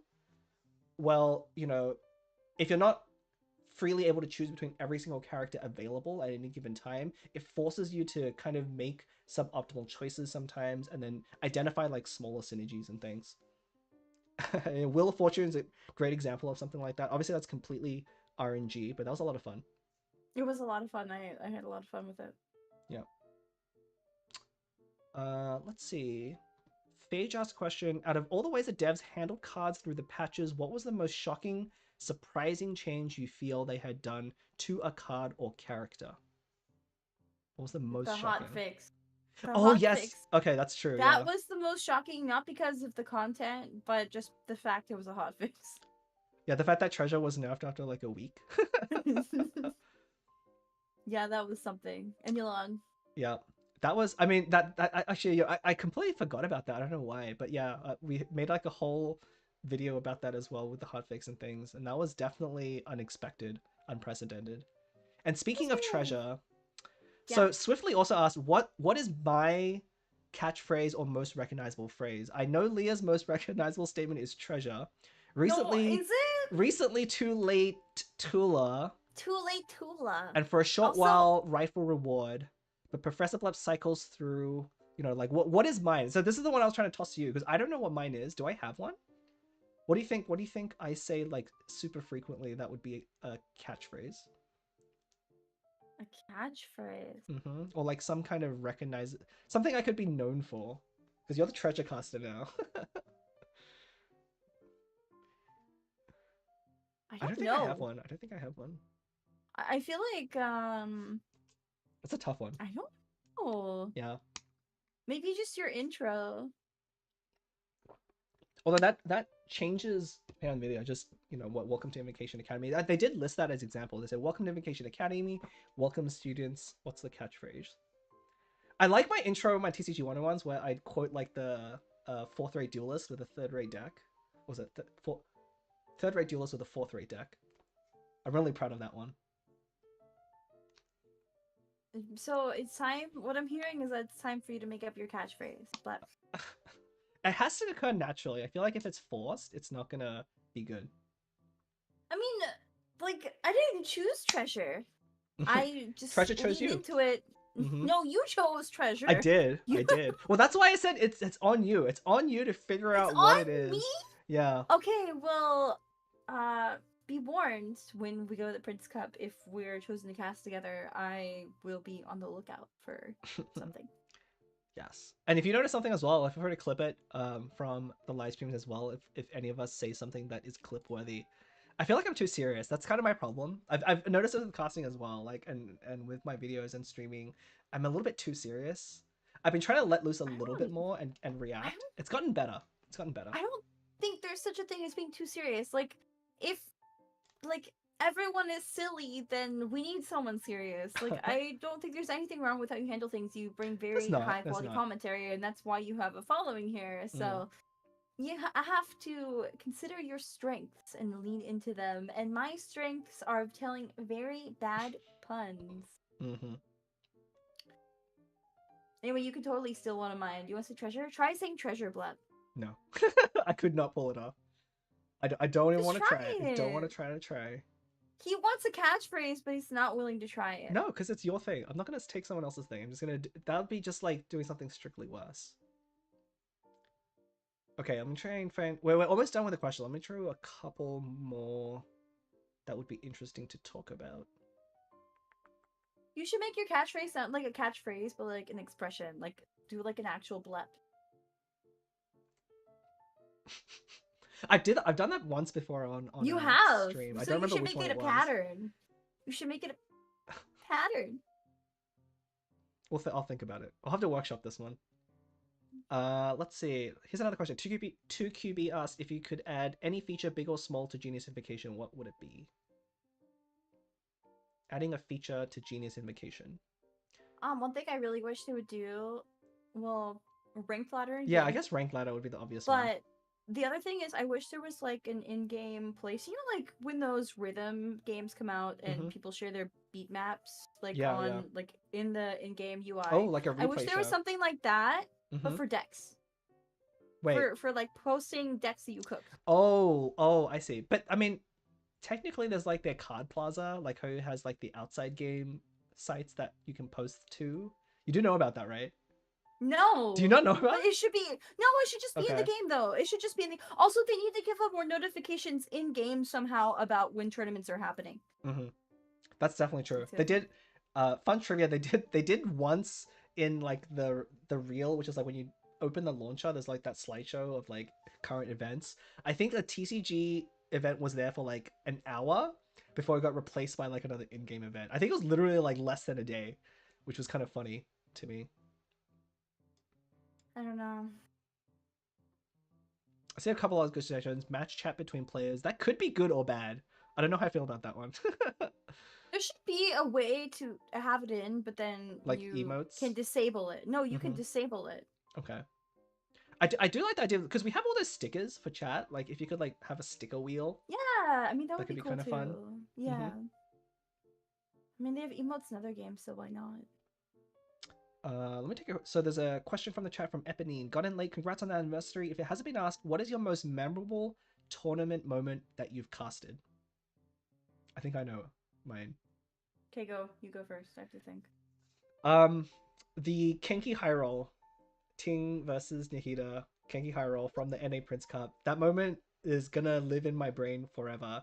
Like just being my first tournament, and I think when we're casting EU, both Leo and I were still like getting used to the rhythm, and we haven't quite perfected just like what it means to be casting yet. But we really hit our stride in NA Prince Cup, and then that moment was just like the most exciting thing to happen on stream. Like the first exciting thing. It was kind of just the first thing, but that's why it was just so memorable. I remember like I said, I'm really normally pretty reserved. I do remember getting like pretty excited for that moment. Like that was a really good game. And then recently, the match with Robot was like SI Super Idiot against Shan that That got was so highlighted. good. Yeah, that was so good. Oh my Yeah. gosh. Okay. Okay.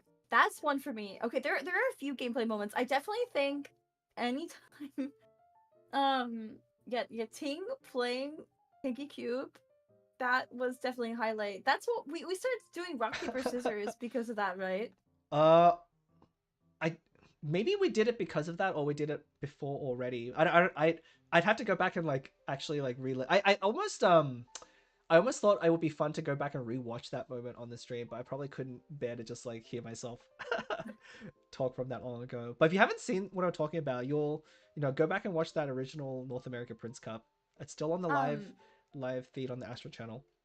I have some other moments. So more recently in the Pacific Prince Cup, Mm-hmm. Minty turf Oh, 4 the four forbidden forbidden knowledges. Yeah. at once. That killed any chance Minty had at winning that game, and it was so tragic. But it was definitely like one of the most memorable things ever. So there's that, and then for me, there are some player highlights.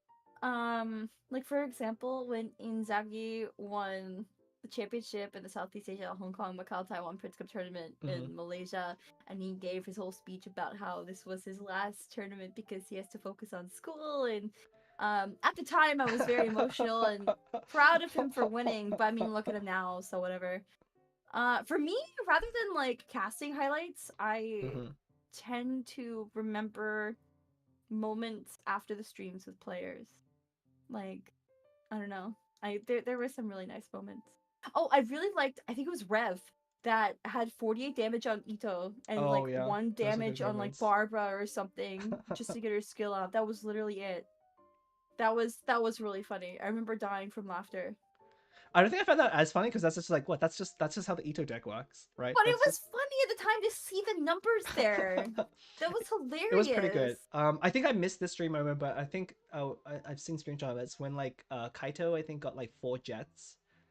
I think he ended up losing that game though, but he had 4 jets on field at the same time because he got 2 off of Senyata or something. That was pretty funny. But was not there for that moment. I don't So know if I was casting that no, I either, don't think you were. but Yeah. yeah, that would have been really hyped to cast over, I think. Yeah, there's been a lot of good moments, but definitely like yeah, that moment from the first Prince Cup with the Kenki high roll, and then recently with that. So I was talking to SI. Apparently, the play that he made apparently wasn't the optimal either for the board state, but I mean they clipped it. They turned it into like a little short as well. So I think everyone agrees like that was one of the most hype moments from Atlantic anyway. We'll see By the way, speaking of Pacific alluded to clipping, it. Mm-hmm. if you guys are watching like one of our streams or like the official Astra tournament stuff and you see Mm-hmm. something interesting or funny, please clip it. Please clip it and share it. I feel like stuff like that that's like really good and endearing is going to make people come around. Like honestly, our job as casters is not only to be educational and explain things happening, but also to provide entertainment and stuff like that. And not only retain the audience that comes in, but help just help draw in people. Like Mm-hmm. we are the public face of TCG when we're casting. So if we ever do anything that's like funny or something, just clip it. Like let's just clip it, share it, please do. Even if it embarrasses or humiliates me, just please do it. Telling us about the Hunt House sweep. So the problem with that is that it happened over multiple rounds. So I think it's like it was a less exciting like individual moment than like the Kenki Harrell 844. Like that was just like compacted into a single like couple of seconds, and so that made it a lot better. Hunt, I mean, good on you for bringing Huntao. I'm really sad I didn't cast that game, and I was gone for that one. But That yeah, that that would have been Binzu fun. Ting, the Binzu Ting match when No, no, Binzu no, played. I don't think it was So against that Binzu. was hype for me. No, no, Oh, no, no, okay. no. That was another hype moment Oh, for sure, me. sure, That was sure. great. That was hype. Hmm. Sorry, Ting. Let's take another question I just got submitted just now. As an avid cube lover, do you enjoy Electro or Cryocube more? Definitely Electro. I like Electrocube because that is when Yeah. Blep and I actually played rock paper scissors on stream, and we haven't done it for Cryocube, and that makes me sad. Cryocube doesn't have So anything that memorable though. And then there's a follow up. Also, which future cubes monster characters do you wish to see in TCG? I guess we probably want to see all the cubes, but like, what is the next cube you want to see out of the remaining cubes? What would be the one you want them to add next? Rubik's Cube Omni. I don't know. You go Rubik's Cube. first. I mean, I think we should get an emo cube at some time because it's like it was one of the first cubes as well, and it still hasn't got a card yet, right? And I think animo is my favorite element anyway, so I think I'm a little bit biased like that. So I think I would want to see an animo cube. I think I want the Hydra one. Hydra one, yeah, that could be Yeah, I think fun. go with the Hydra one. I Okay. think could be pretty interesting. It would Oh yeah, I forgot definitely about have Geo Cube as summons. well. Man, I forgot all these cubes I haven't fought in so long. I wish there was like reasons for us to go back and fight more of those bosses. And they don't tend to like appear in Abyss that much anyway. What cubes are left? We have, I think we should have one of each element already in the game, right? I don't think they've missed any cubes so far. So whatever's left is like all the other elements that are not Electro or Cryo. So they've got a lot to go. Like they've got a Yeah, lot I think of we have everything. catching up to do. Mm-hmm. All right. Let me see if there's any other questions left. I skipped a couple of them, so but we'll see if there's any that would be good to ask.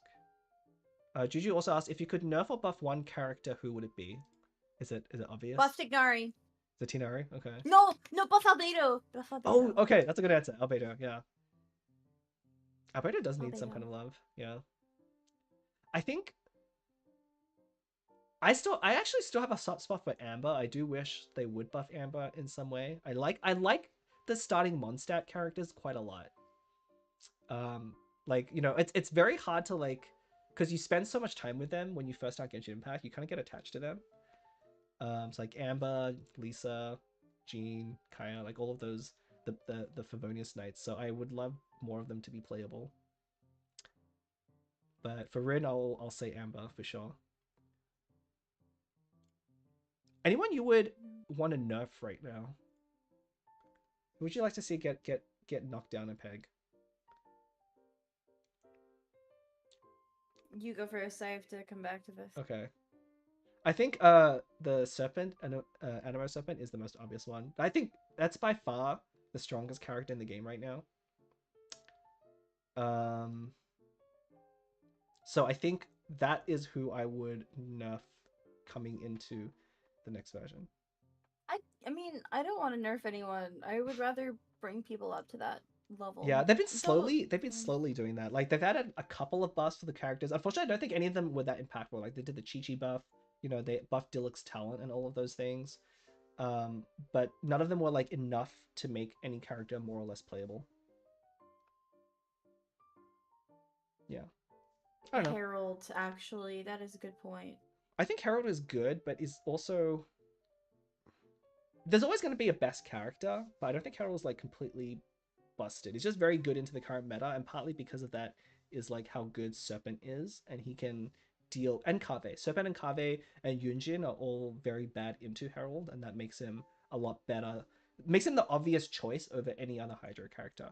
But I don't know that it's necessarily a problem with Herald specifically. I guess so. I just feel like Harold's very strong right now. I don't know. I would rather bring other characters up than take down anyone, but I guess Animal Serpent would be the one I would consider targeting just Yeah. because, yeah, 10 HP burst by round 2 is like... Yeah, Animo Serpent is strong, but Herald is just obnoxious. Herald is definitely very obnoxious. If you I mean, if you've met me, I was playing a Herald deck quite a lot in Cat's Tail, but like there's definitely if you're not a you know, if you're not used to playing against Herald, he can be super annoying if your opponent knows exactly how to take advantage of his revive. All right. I think that's most of the questions I think I want to go through. Okay. Are you going to move on to your tier list? I was going to do it. Well, if you want to stick around, did you want to like do a draft first? Oh, yeah, we could play match.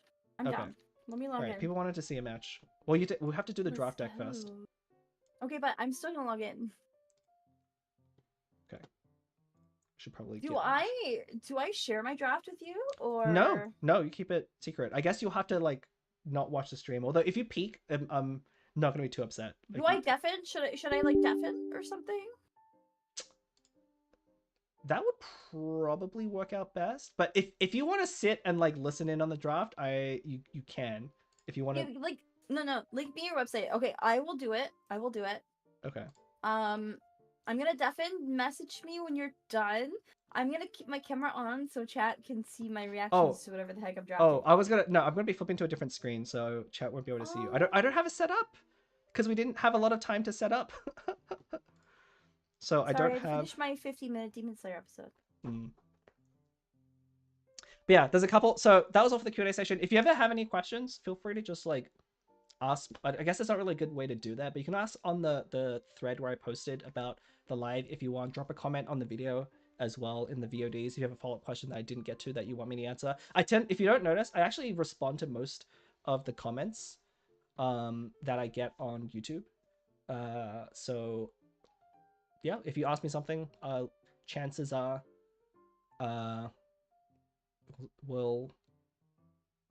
answer.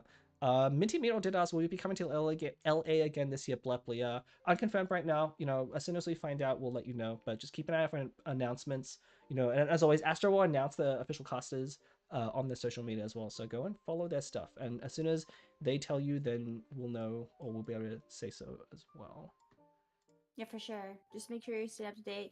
If you guys are in the area in Los Angeles, you're welcome to come over to the hotel if we are in the area. If we do make it and play Blood on the Clock Tower with us.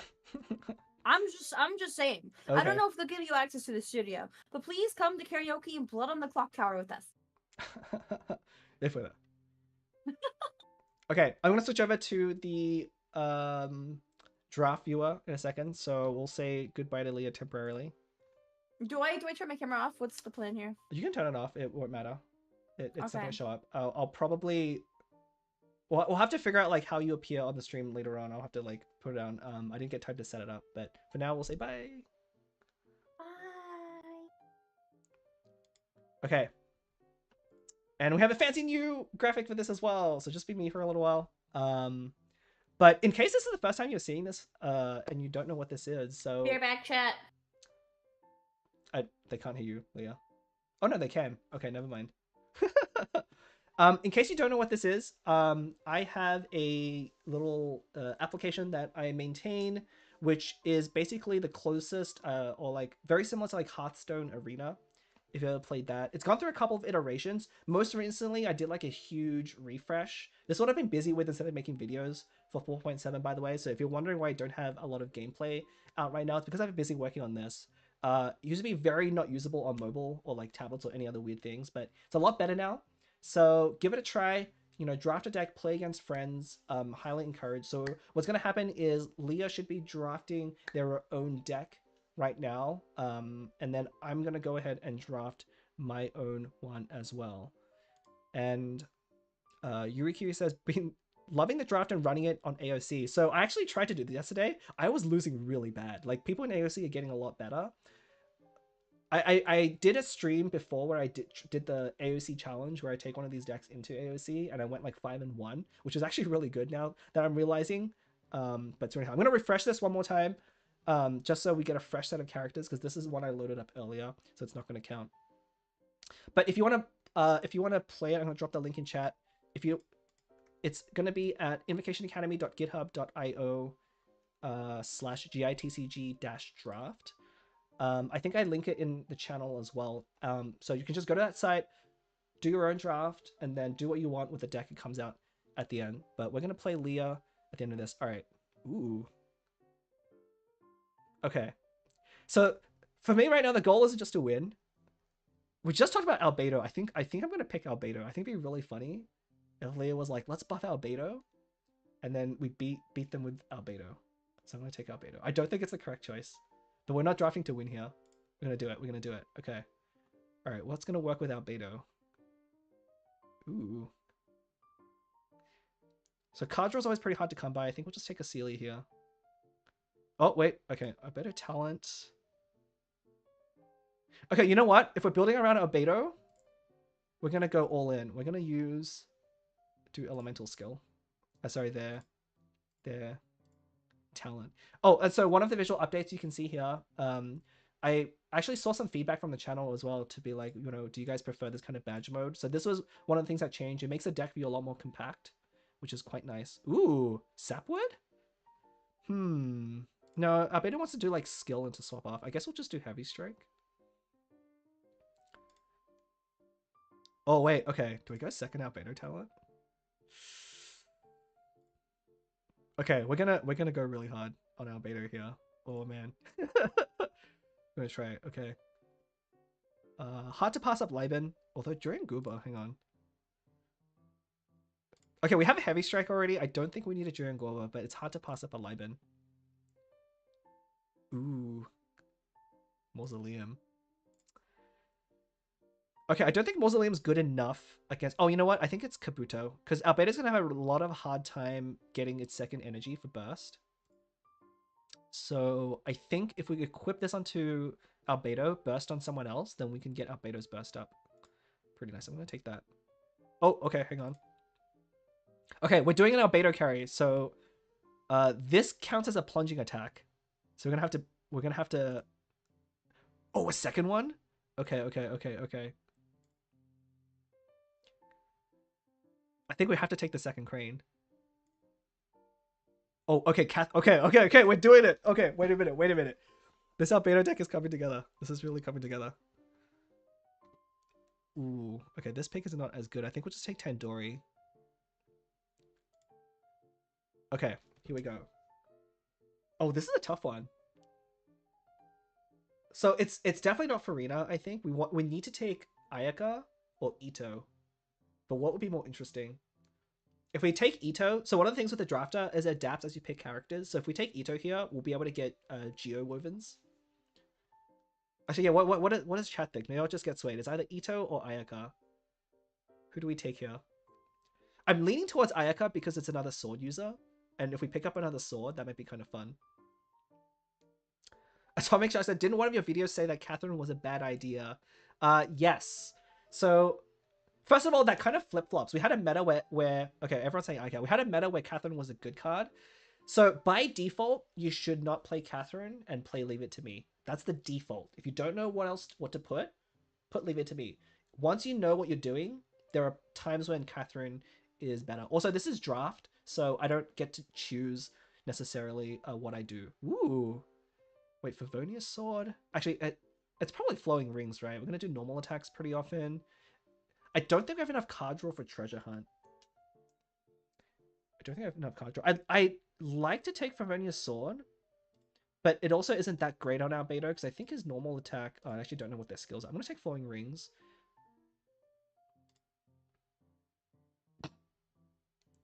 Okay, I think I just have to take Friendship because it's funny. Sapwood, okay. Or Echoes. Huh. You know, now that we have Ayaka, maybe it makes sense to take Sapwood. So let's take a Sapwood. Okay, okay. Take another Flowing Rings. Or I could take... What are the chances that Leah drafts a summon deck? And how funny would it be if I had Lament into it? Remember, we're not necessarily trying to win here. We want to be a little bit funny. Okay, yeah, that's a little bit too easy. I'm going to go with another Flowing Rings. You need a lot of fixing. One thing people don't realize about draft mode is it's very hard to find dice fixing.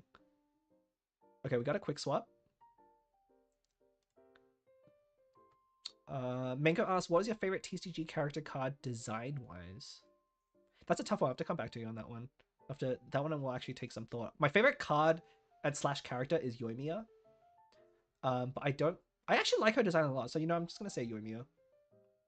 And yes, I'm going to be playing against Leah once we're done with this. Ooh.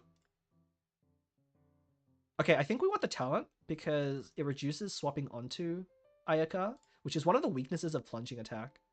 So let's hope we get into Storm Terror's Lair. I would really love a Storm Terror's Lair right now. Let's take Liben. A second talent. Okay. I think it has to be changing shifts because we're gonna be swapping around so much with plunging attack. Oh, we got that. We got the lair. Okay. I think we're gonna take Storm Terror's Lair. Okay, yeah, let's do it. Ooh. Klee, Kokomi, or Goro? I don't think it's Goro because our carry is going to be Ayaka. It might be Klee, actually. I think it might be Klee.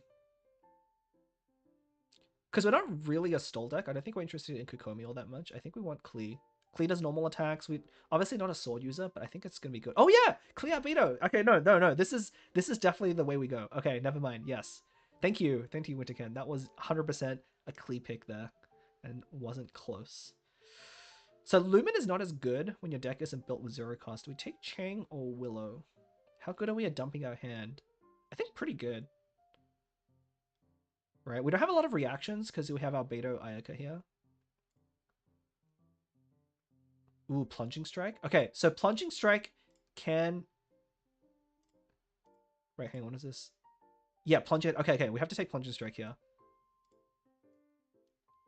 Ooh, this is more awkward. We don't really want NRE. Fortress doesn't really synergize. I guess I have to take Blizzard Straight here. I don't love that. But maybe we can like ramp into Ayaka shenanigans if we don't have good dice early on. Yeah, I don't think it's ever Fortress. We're never triggering Fortress. Ooh. I guess we'll just take... Alright, we have double Liben. Maybe Pancration is going to be funny. I'm going to take Pancration. Okay, another Catherine? We'll do it. Jade Chamber or Taromaru? We don't have Freeze, and I like Taromaru when you have Shatter, but none of these are very good. I guess we maybe just take Jade Chamber? But we're not really going to be ending on... I'll just take Taromaru, I guess. The problem with Jade Chamber here is we're not going to be ending, because we're doing plunging attacks, we're likely not ending on the character that we want to attack on. So Jade Chamber becomes a little bit less useful. Oh, wait, I wasn't meant to take... Okay, well, we have it now. I wasn't meant to pick that. I was trying to pick the other card. Okay, more quick swaps are good. Okay, we have double Catherine, double Leave It to Me. I like this. I like this a lot. Okay, we're kind of a combo deck, so I'm gonna take Kid Kujire. Ooh, we can't use Golden House. I guess we take... We're not really bursting, though. I actually don't think we actually can make use of Kabuto all that well, so maybe we'll just take Cathedral. Yeah, we just have to take Cathedral here. It's not ideal, but... Okay. Ooh, actually, maybe it's Stove because we have 3 talents? But it's not that important. Well, actually, our beta talent is pretty important to draw, so let's take Stove. Alright, let's take Stove. Okay, so once you're done drafting, it will spit out this neat little thing. You can just click here to copy the deck code, and then let me launch into Genshin real quick. And if it's your first time seeing this, if you're wondering why there's a retry, sometimes your code isn't going to work for reasons. And so you're going to need to retry to do it again. And then if you hit draft again, you'll just start a new draft. But let's close this and get onto... Ooh, wait, where's Genshin? There it is. Okay, let me hide this thing. Okay, let me tell Leah that we're done. Where is my chat window?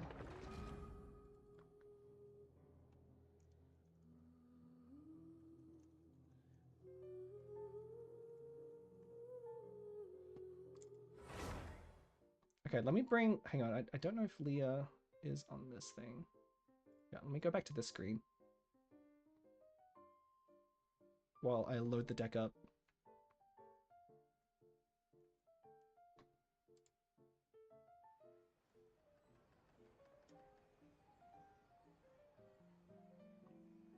Okay, we'll have to go to Cat's Tail. Hello. Hello. Welcome back. Hello. If you want to turn your video back on, we're back on the split screen view. Although, are we? Let me make sure my video is actually functioning. Give me a second.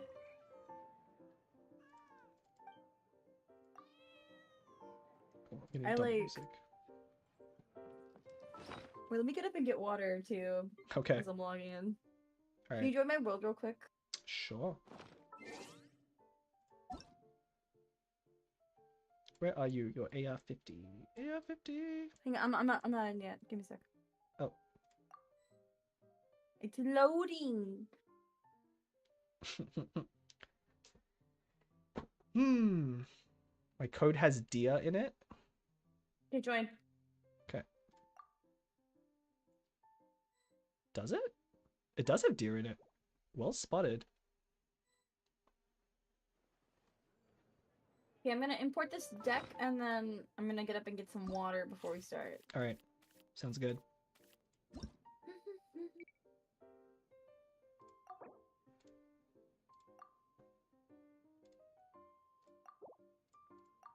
Alright. Be right back and then I'll turn my camera on. Okay. So let me get the game screen set up here. Where do we put Leah? 乾いた紙の間に葉っぱを挟んで押すと使いやすくて素敵なしおりが出来上がるんだよ。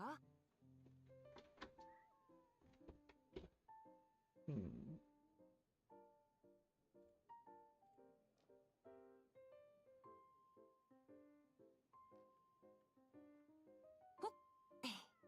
つん。One second. Sorry, I'm dealing with OBS stuff because I'm not well versed. Oh, geez. Okay, that is too big. Let me see if I can crop this down a little bit.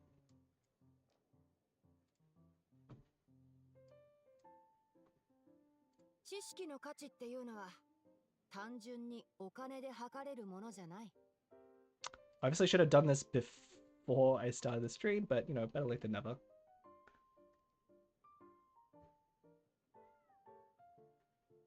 see. It's crop 350.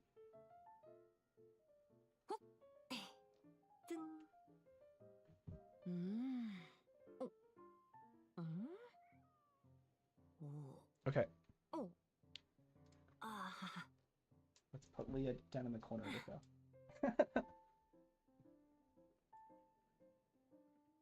All right. Hopefully this deck does well. It's definitely more of like a lore thematic deck than anything super functional.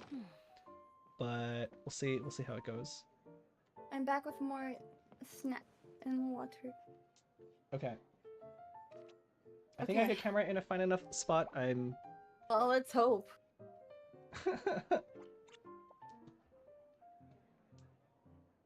Oh, there you go. Hey. Okay. You can just be in the corner. All right. How did your draft go? How did your draft go? Are you feel good about your deck? We'll see. We'll see. Okay. We'll see. My deck is great, by the way. I think you're gonna love it. I think you're gonna love it. You're gonna love it. I think I might have lost then. No. Maybe. It's completely unbeatable. It's so many synergies. Yeah. Really? Mm-hmm. You'll see. I'm kind of scared. Chat, should I be scared? You should be very scared. Yes. Really? Well, I don't know. What deck did you draft? Oh, you're just gonna have to find out. Then invite already. Oh, wait, I have to change my card back. It's very important we have a thematic card back for this one as well. I wish there's a way to set like the default, but... Ready? Can I go? Yes. Okay. We're ready. Good luck. Yeah, Leia has a lot of red marks. Oh! What the? Beta! Wait, you drafted a real deck? Yeah.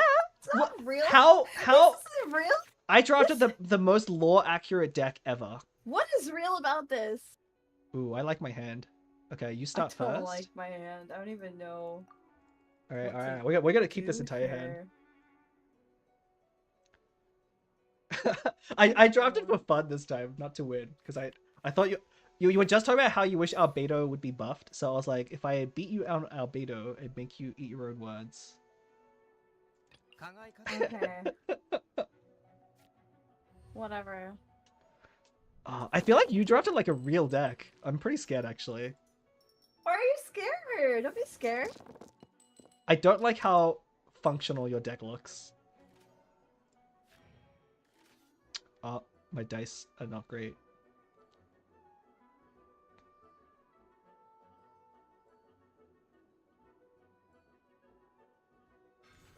Wow, this meta is getting crazy. It is. It is.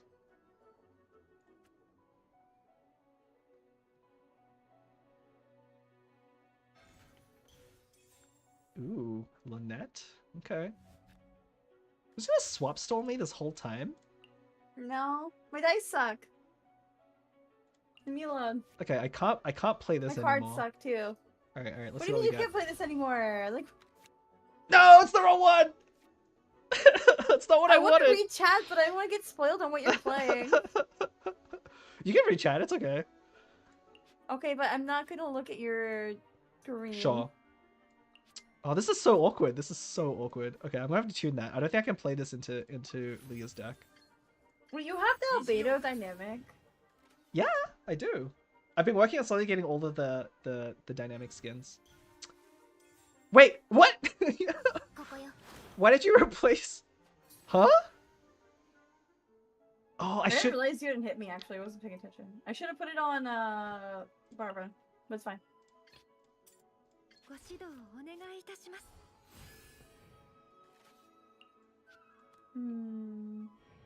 put it on Barbara. I don't know why I put it on Lynette. Actually, I just like auto played. I tend to do that on stream. I'm like really bad at focusing on the game when I'm streaming. It's fine. It's fine. I think. So. Oh wait. Oh, I can't play that. Man, I'm drawing my cards in like the wrong order. This is awful. Let's see. All right, I want to do this. We'll go back on Albedo. And then I guess we'll pre-play this so we can draw 2 cards. What? What? Yeah. Ooh, okay, What did okay, you- okay. This what is did good. you This is do good. here? This is good. Oh man. Oh, our draws are terrible. Our draws are My really draws bad. are my dice suck Oh, my dice. every Okay, time. my dice worked out okay this time. All right, all right. I like our smart chat. I think Leah clearly has the better deck, but we have the synergy. Hmm.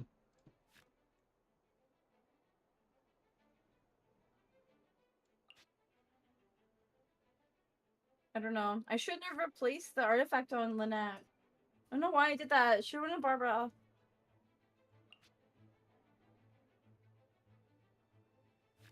Oh man, I really wish we could use this. I wish my dice were better. I can't do anything I want to do. So sad. Okay, I guess we're gonna do this. We'll equip.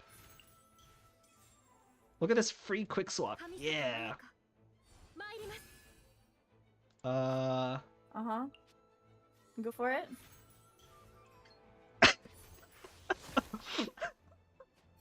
Crane tech. Crazy. Check out this crane tech.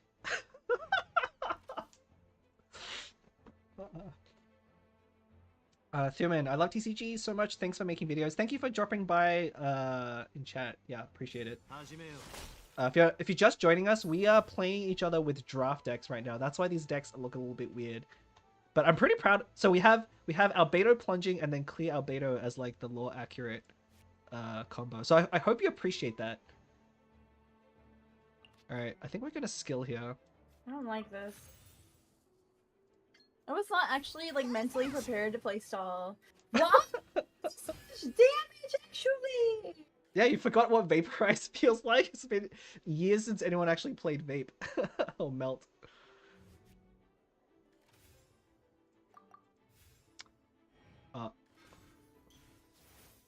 Look, it's the Vana that came up. The Vana that glitched out on me in the drafter. Oh. Okay, okay. I don't need anything that I'm getting right now. And I don't need- these dice suck. What is going on with my dice? It's the power of lore. Wait, what is this? Oh. Okay. I almost played a 3-cost card into your into your fortress. Ooh, okay, I cannot play this card. I cannot play this card. Do I just slow swap? Probably.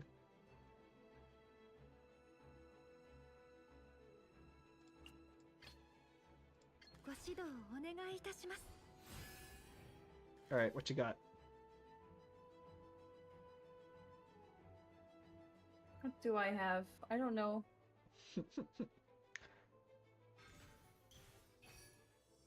Oh, you are going like full on stall on me. Okay.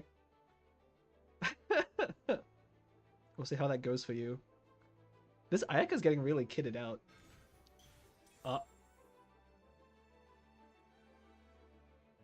I don't know what to do here.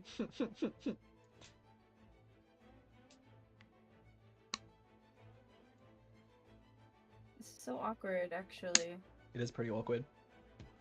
I don't have, like, anything that I need right now. Stall's really hard to build in draft. Oh.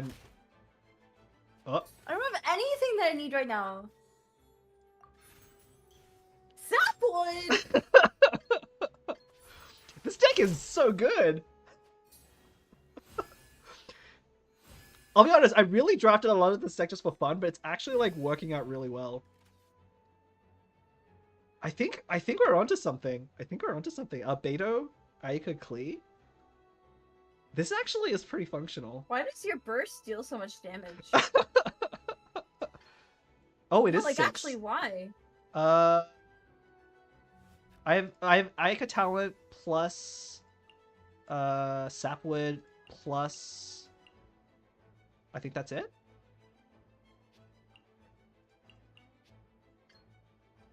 Right? How much is Aika's talent like base?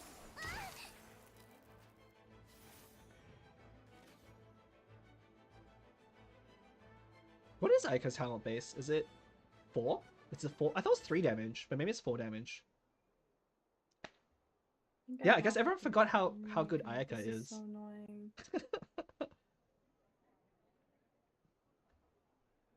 My deck is just surprisingly good into yours. Oh! I did not see that one coming.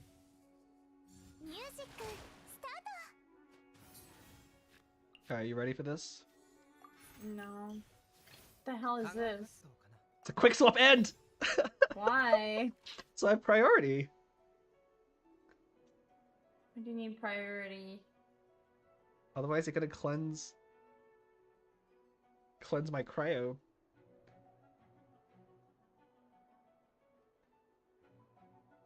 I like this spot.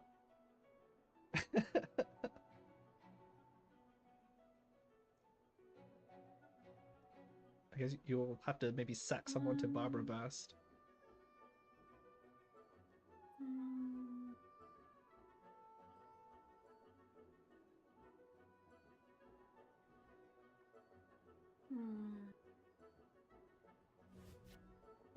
Yeah, you probably need to go Rio. It's still not great for you, but it's probably better than anything else. Sucks. Hmm? Sucks. I mean, you live for I do. now. But this Ayaka is pretty beastly. I'm not getting anything that I need, actually. This is so hard.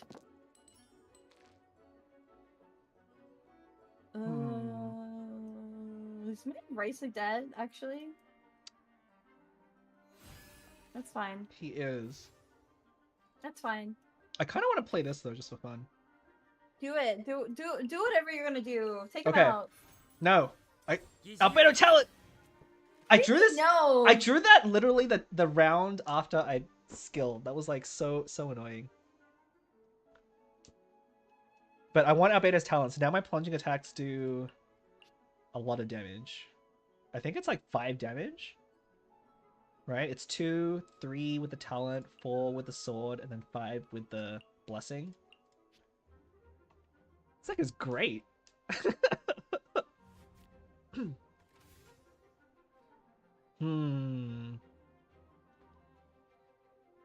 Okay, this is where Catherine is a little bit annoying. I dropped something. We ignored that I dropped something. Do I just go on Ayaka anyway? Or do I go to Klee? Wait, what if I just burst on it? Wait.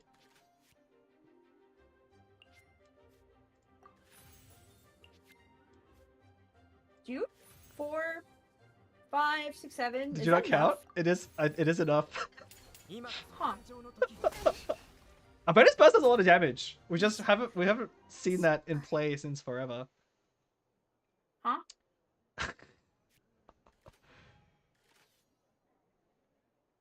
Alright, do you have egg? Okay, no egg. Oh, look at this free quick swap. Oh, look at all that plunging damage.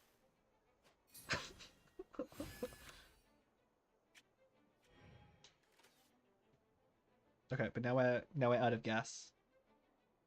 I actually don't know what to do here. This is so awkward. You probably just need to like charge up Barbara's burst again and then try and freeze me. But with Catherine, it's gonna be pretty hard.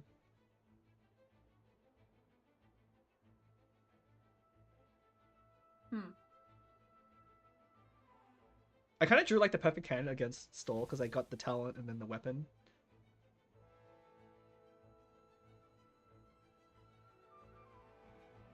Although I did stove for that talent at the beginning, so.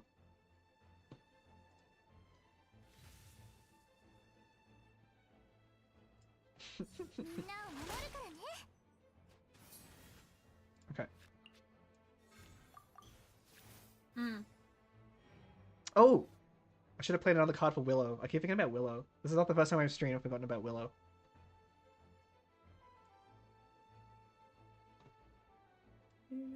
I think Barbara's just dead. If you don't swap off, she is. I mean, but I don't want hydro application on Rio. Yes, that is also bad. So I concede here.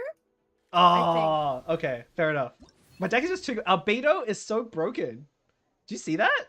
7 damage burst and then buffing Ayaka. He's not broken. I just built a really bad stall deck. Did you want to rematch or do you want to try different draft?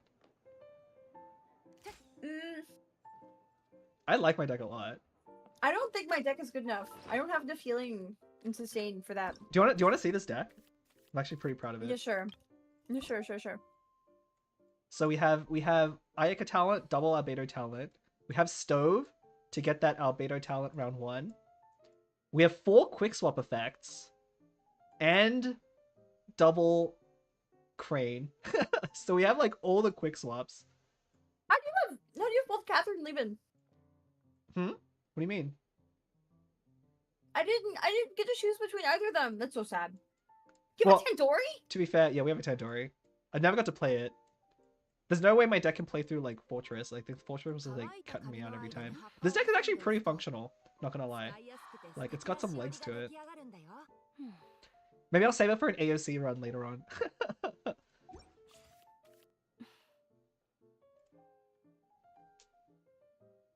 Is there a deck? Sure. Let me paste the deck code in the chat. All right, let's go again. Let's draft again. Draft another again? one. Okay. Yeah. Let me drop this Okay. deck code in here. Okay. I would definitely I not will- advise drafting Stall. Okay, we'll go again. All right, we'll see you in a little bit then. I'm gonna go jump back Okay. into the drafting view. Tell me you're done again. I'm gonna deafen. Yep. All right, we're gonna jump in for one more draft. Ooh. Okay. How are we feeling, chat? After that, I think the fun is over. I feel like we want to go something serious. Maybe it's Kave time. What do you think of Kave? Or I could do Toma. Kave in draft mode could be kind of funny because we're not going to be able to get very consistent, right? Our blooms are almost certainly going to be random. Hang on, I gotta. Everyone's chatting in. There we go. Okay. Kave. All right, we're gonna do Kave. Okay, you know what? Maybe we'll try and build location Kave. This is our goal. We're gonna build location Kave. If we see Kave's talent, we'll pick it. If we see locations, we'll pick it. Okay, no location so far. All 1 cost as well. This is not starting out that good. Okay, we'll take this. Okay, we take Lament because it's 4 cost, right? Okay, yeah. Oh, these are terrible. I guess we'll just take Liben again. Or we could take... No. Actually, this is bad because it adds more 0-cost cards to our deck. We'll just have to take Liben. Okay, Opera. Opera is a location. Okay. Mausoleum is I don't have to take Bestus, though, I think. Dice fixing is really important. So I think we'll just take Bestus, even though this location is tempting me. Ooh, okay, this one's tough. Do I take another 4-cost Lament? Or do I take Tubby?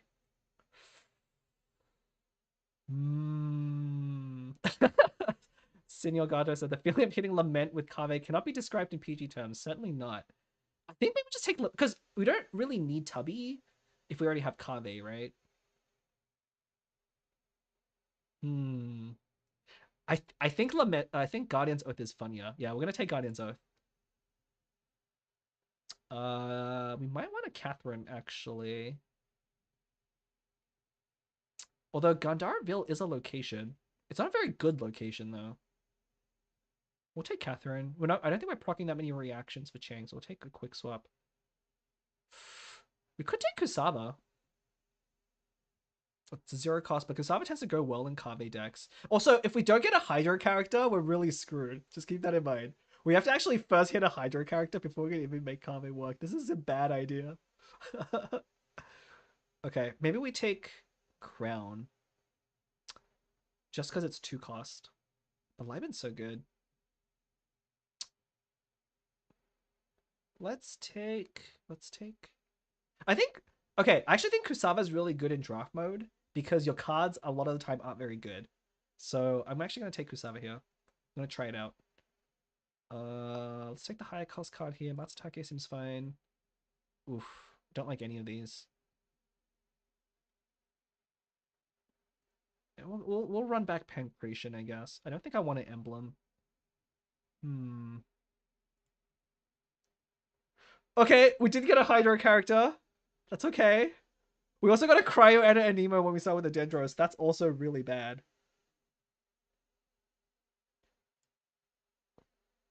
Do we take Lawmaster just so we have a reaction?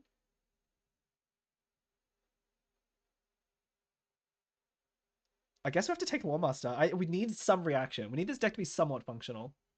So we'll take Lawmaster. Oof, geez. I guess we'll take Gilded because it's a 3 cost. And then we want a Hydro anyway, so Gilded should still work. So we'll take Gilded. Okay, we got a Laboratory. That's actually not the worst. If we actually get Kave going. Oh, we'll take another Gilded Dreams, pretty obviously. Oh, this is a train wreck. I could take Shrine. Because it is a location. Well, okay, the problem was we haven't even got Kave. We're building this deck around Kave's talent and Kave without having a Hydro or his talent. This is not how you draft. I think I have to take Vana Rana. It's just too good. Like, it's way better than Shrine even if it's a 0 cost. I want to take Vana. Huh. Okay, hear me out. Lawmaster gets free energy, right? So we can Calx Burst on Kave. No, we probably just take the Wangshu in. It's a location card. Or Narukami Shrine. We're kind of an aggro deck, so let's take Shrine. Oh, I need to fix that. Amethyst Crown needs a name.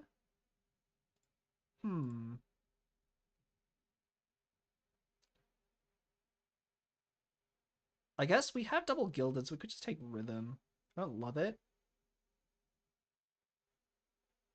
I don't know if we can take Crown though. We don't deal enough enter damage. Just take Rhythm. We'll take another Sealy. Okay. Oh, we don't have enough artifacts for Timaeus. Maybe we just take a Gravestone here. It costs 3, so it's a good hit off of Kave. Sure, we'll take Gravestone.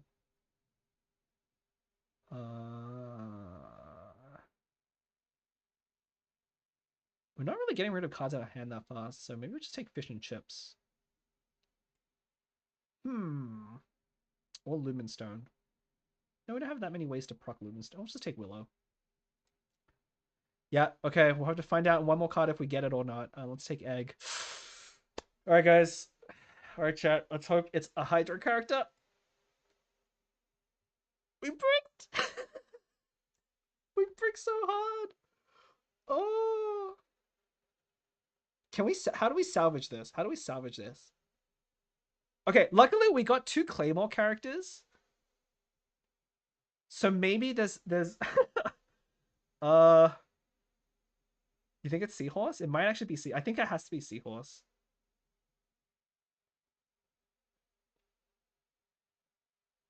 Okay, we'll take Seahorse here. Alright, we'll just blast for the rest of this draft because I think it's gonna be awful. Okay, we have Gilded. Let's take a Liar Song. Sure, let's take a toss up. Well, it'd be nice to get a Legend of Vanessa if we could actually use Kave, but we can't. Do we take Yayoi? No, we don't never take Yayoi here. I guess it's just Rana. We're gonna skill quite a lot on these characters, for sure. You know what? What if we draft another Stall deck, then we can Sarai Island. How about that? How about that? Let's do it. Let's take Big Paimon. Don't know any swap, right? And this is normal attack. Oh, these are all awful. Let's just take. Surely there's some card draw in our opponent's deck, so we'll take Mausoleum.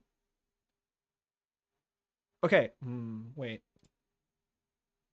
No, this doesn't work with Seahorse. I thought it did, but I don't think it actually works. I'll take Liban again. Sure, take Cavarina. Okay. I think the only way we're gonna win is with some vicious ancient battle.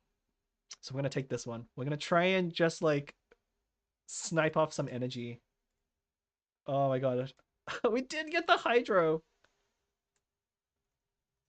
That is awful. That is awful. Oof.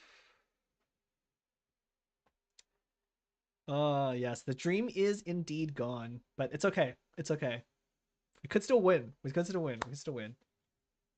Kali Kosuma, this is cool though. Get stuck on certain cards. This is a way to be forced to learn about other cards. Yeah, I think it's a great. I think draft is actually a really good way to introduce new players to cards. Unfortunately, I think GITCG has a few too many cards at once. Like there could be some. There could be some like versions maybe like that cut down on some more complicated cards and just keep like really simple stuff. I have to look into that.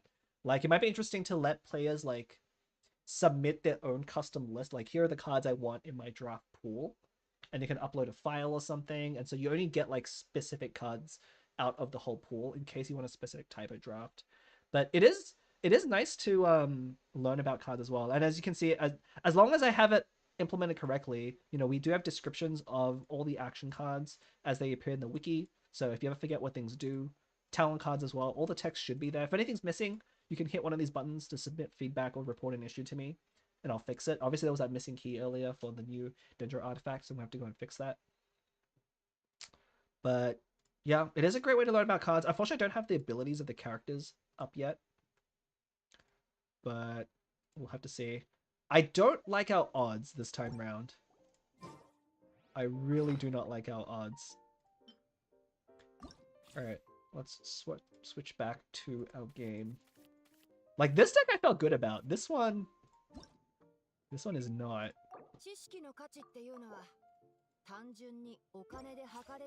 Gravestone will save us? I hope so. I really do hope so.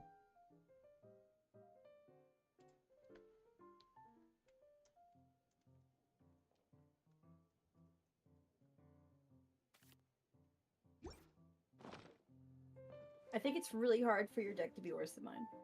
Oh, you want to bet? I know. I wanna bet. I wanna bet. Okay, chat.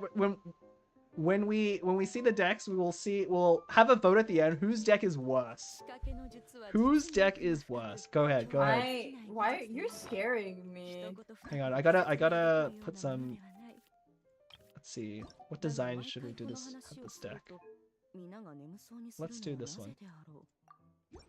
Okay. Yeah, maybe we will be surprised. I don't know. If you're saying it's really that bad, we'll see. But I think you'll be very surprised at what I ended up drafting.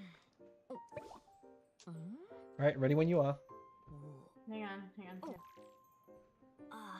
And this will probably be the last game, unless we want to play another game on both of these decks, and then we'll move on to the tier list after this. Oh, you're done playing with me? I can't believe it. We can play one more after this if you want. I've had a lot of fun. Okay. Ready? Yeah. I mean, no, but yes. Oh. Oh. Can you tell what happened with my draft? Oh. Wait. Actually, hang on. Oh, we can't even use this card. It's not even good. Oh wait, but this. Okay, card number 4 is gonna be brilliant. Leah will not see that one coming. But how do we open with this deck? How does this deck function? Don't ask me.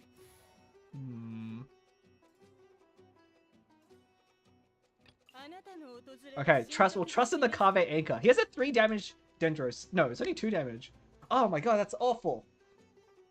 A skill does 2 damage. Alright, are we going first or second? It's very important. Walmart finally versus EC. Yeah. It's very Jova.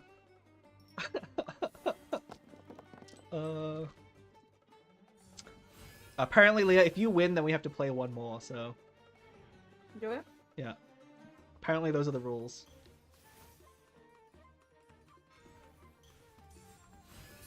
Oh, actually, I can't play this card because of this.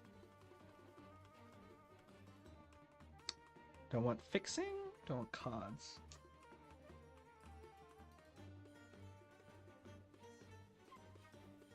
I think I should ramp. I don't think I'm gonna win by being passive here.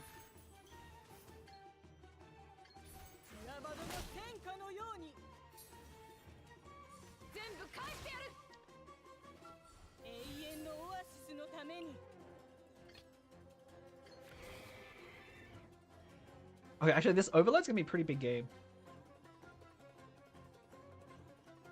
Alright, alright. Do I win for having the worst deck yet? Can we agree that my deck is worse? Can you? Yes. Jeez. Okay, you know what I say to that? You know what I think of that?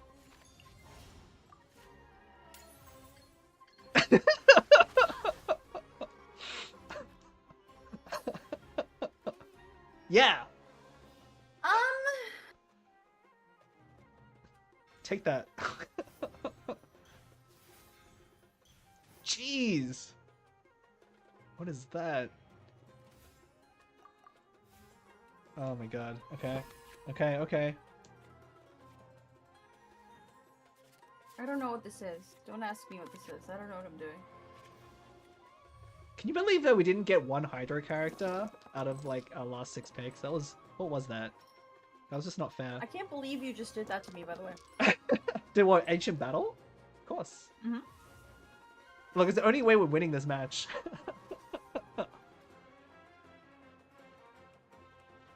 Okay, you have 10 dice this round? Wait, how'd you get up to 10? Huh? Wait, where'd the other dice come from? Nowhere. What did I miss? Oh, J Chamber. Oh my god, J Chamber.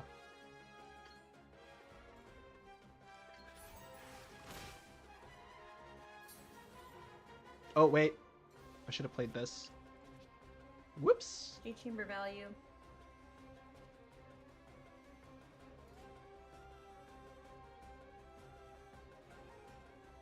Actually, do we go Cave instead? I don't like this child can see us here. Maybe we just stay on Seahorse. I should have played this though. My dice are so awkward. Your guys are so... Hello? Do you not see what's on the other side of the field?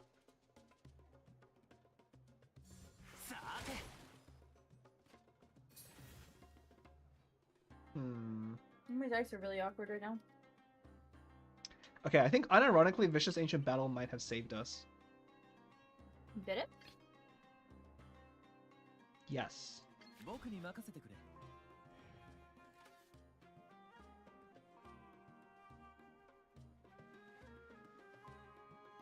No, I can't go on to Lawmaster here just yet. Sorry, Lawmaster will carry.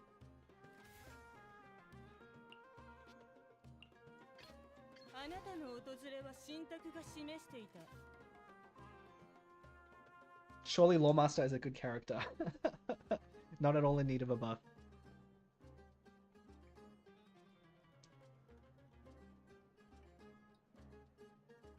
So as fun, I mean, I think we were talking about this earlier with like whether, you know, the current meta is good or not with like magic and being able to generate dice from hand. I do kind of miss... This is very reminiscent of like very early GITCG where there isn't that much dice from hand. And so when your opponent is on 2 dice, most of the time you can expect them to stay on 2 dice. Okay, I guess we'll play this now. Should have played it last time.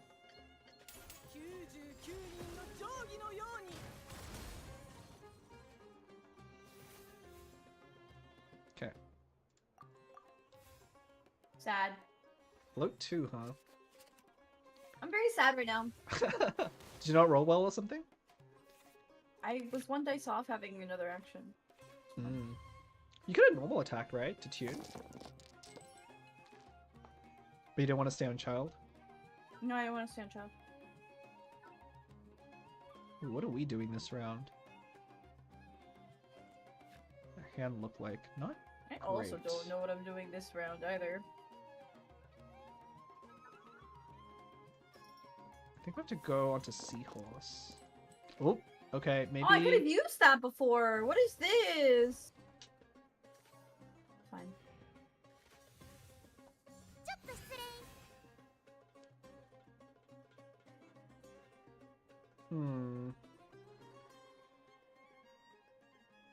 Man, skilling here feels so bad. Or maybe it's just the right thing to do. I'm waiting, Black. Actually, what are you gonna do with Quicken anyway? So yeah, I'll let you trigger Quicken. It's fine. We'll stay on Lawmaster No. here. Tank an extra hit.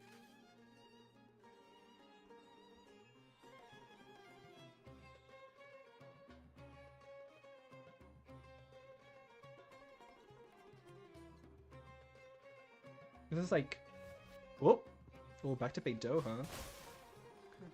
Mm-hmm. Just keep soloing. You know, why not? Why not? This feels perfectly acceptable. Just keep it going. Keep it going.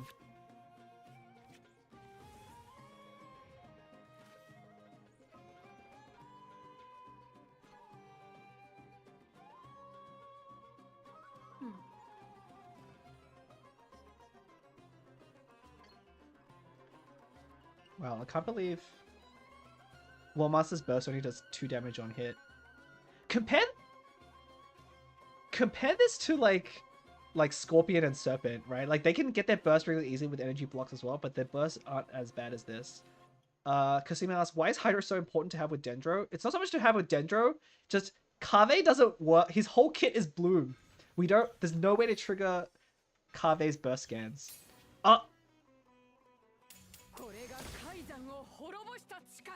Ooh, that was pretty good.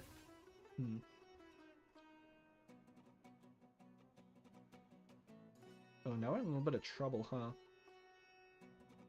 What can we do? What can we do?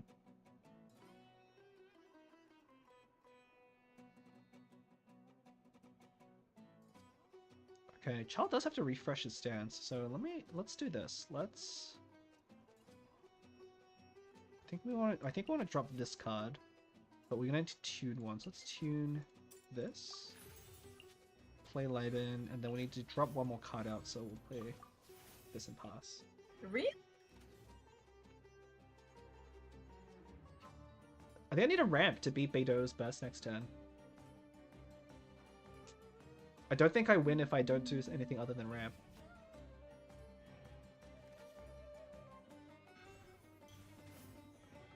I needed that last turn, by the way, that Leben.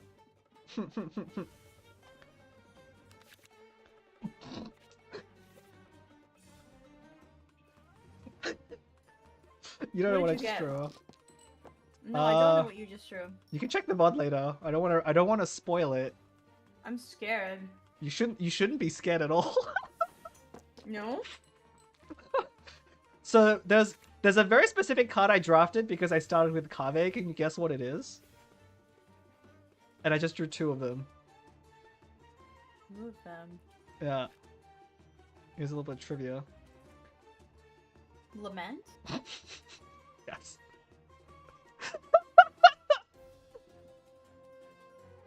Oh my god. I went really deep on this draft, okay? Yeah, I can tell. I can tell you did. I'm sorry it did not work out for you. That's okay. That's okay. Look, if you had summons right now, it would be a completely different story.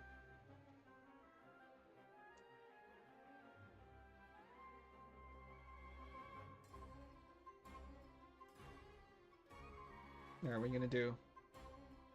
Oh, that's a good question. Oh. It's actually not bad. Actually not bad. I really don't know what I'm gonna do.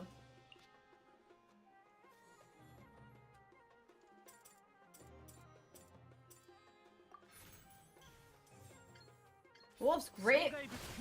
Huh? Wait, does this even What? kill? Wait, hold on, did I miscalculate that? I may have just made a grievous error. Grievous. Grievous era. 3, 4, 5. But it's okay because I have I have Okay. Tandoori in hand. Yeah. Yeah. Do you? Yeah, of course I do. You gotta Do play I around trust Tandoori. that? You gotta play around Tandoori. You gotta swap up. Do I trust that? Definitely swap up here. I don't think I trust that. For some reason. Look, I have this burst scan status. As soon as I get hydro damage on you, it's gonna rip another lament off the top of my deck, and you will. Okay, fine. Don't heed my warning. Okay, do it. Go for it. Go. I believe in you. Go. Where is it? Where's the tandoori? We really did miscalculate. Okay, maybe it's still winning. Maybe it's still winning. It could still be winning. Is it? I have no idea. There's still a lot of damage. It's one shot though because of Beto's burst. We're not in... We actually have a lot of damage out on field.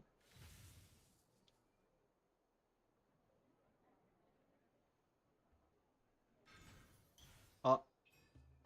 Wait. How much damage is that? Goodbye.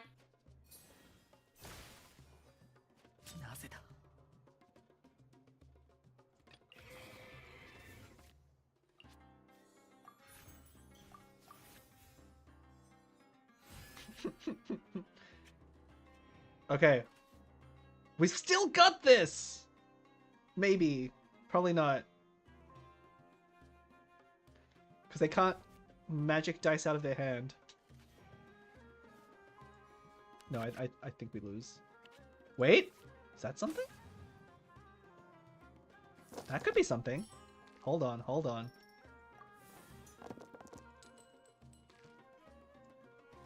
Do we need a swap stall here? Can you swap so? Are you sure? We might need to... Hang on, we might need to go to... Do we want to do this? No, we can't do that. That's just almost losing.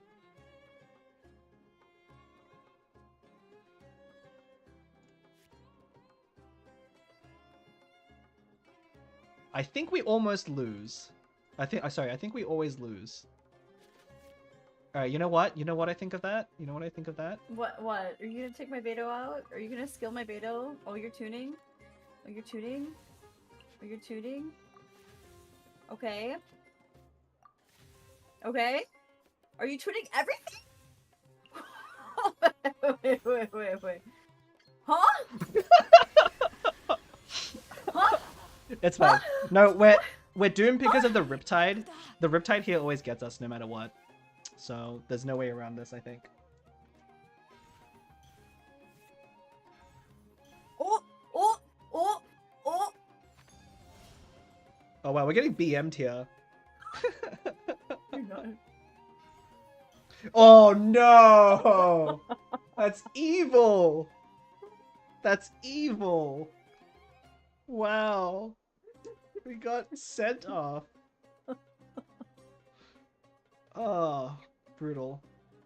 Surely your hand is like 5 Forbidden Knowledge, right? And you can't tune to burst, yeah? I don't need a tune. What do you mean?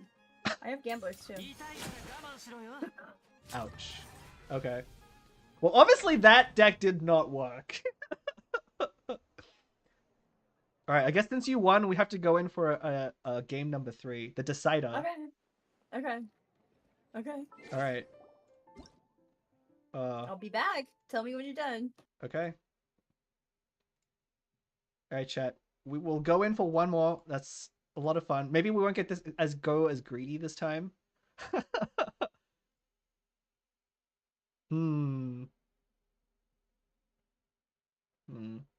Karma for stealing Beto's energy round one. I mean, that Calc's burst, was like pretty wild. I don't think we should do our Beto again. Where he did that. I haven't played Ganyu in a long time. I'm kind of feeling Ganyu. Jean?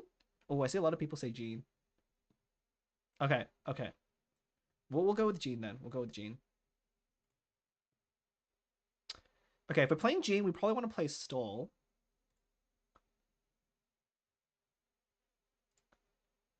Okay, it was 3-1 for Jean to Ganyu now, so I guess I made the right pick.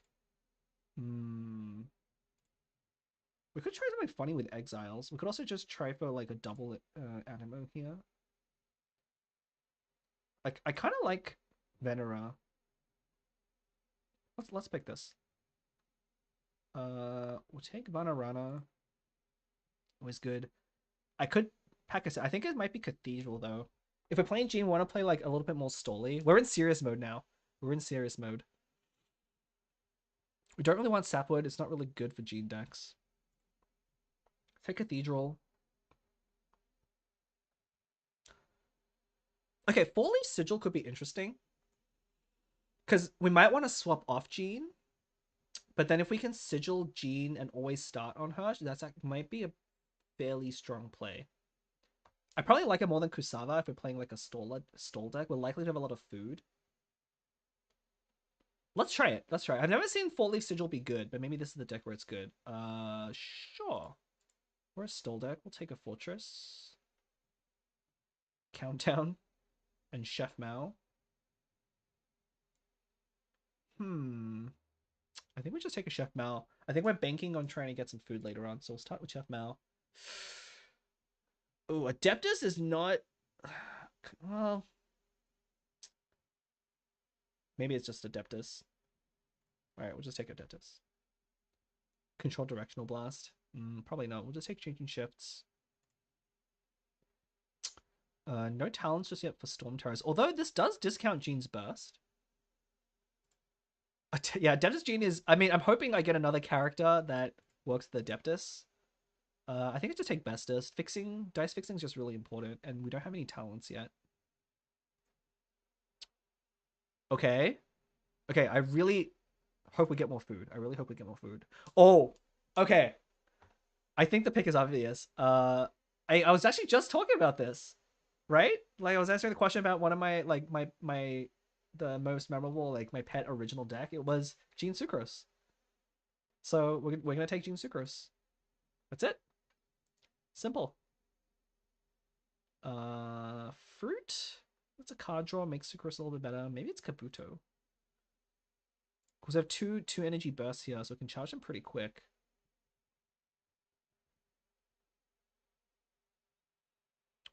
We could also try and like, if we can get weapons, maybe we can get 3 for Wagner. Alright, I think I like Fruit a little bit more than Kabuto in this deck, because I already have 1 artifact. I do not want Tome. This Pancration is actually really bad in a Animo deck as well, because you're swapping characters around, so your opponent's always going to end after you. Maybe we'll just take Tome.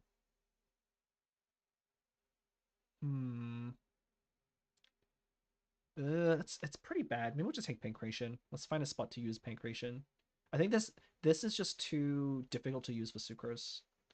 God, this is the 3rd time we've seen Countdown. They really wants me to pick Countdown.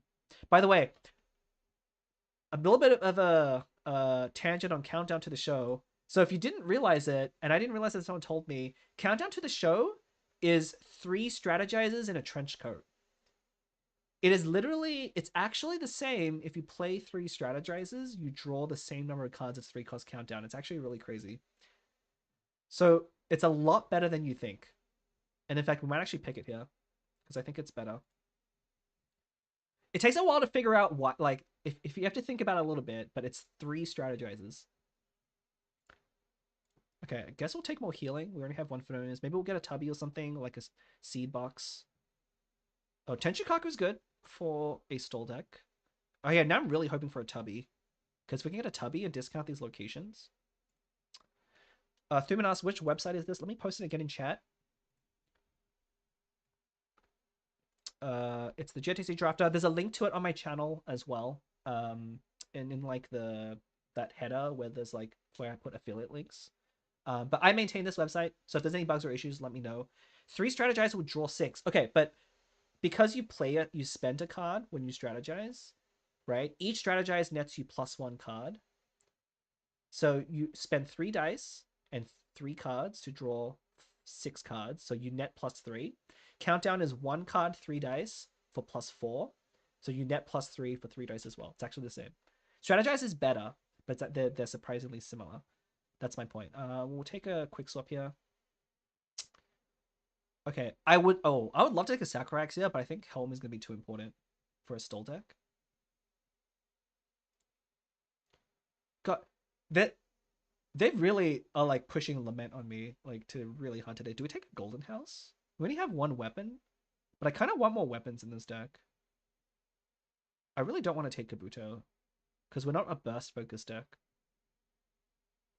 Maybe we could be okay. I mean, I guess we can rush Gene or Sucrose Burst pretty easily. Sure, let's take a Kabuto. I really don't think Golden House is correct here.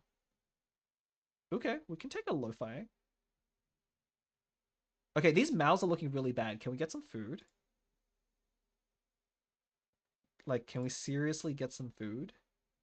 I guess I'll take Shadow of the Sand King. Draws a card.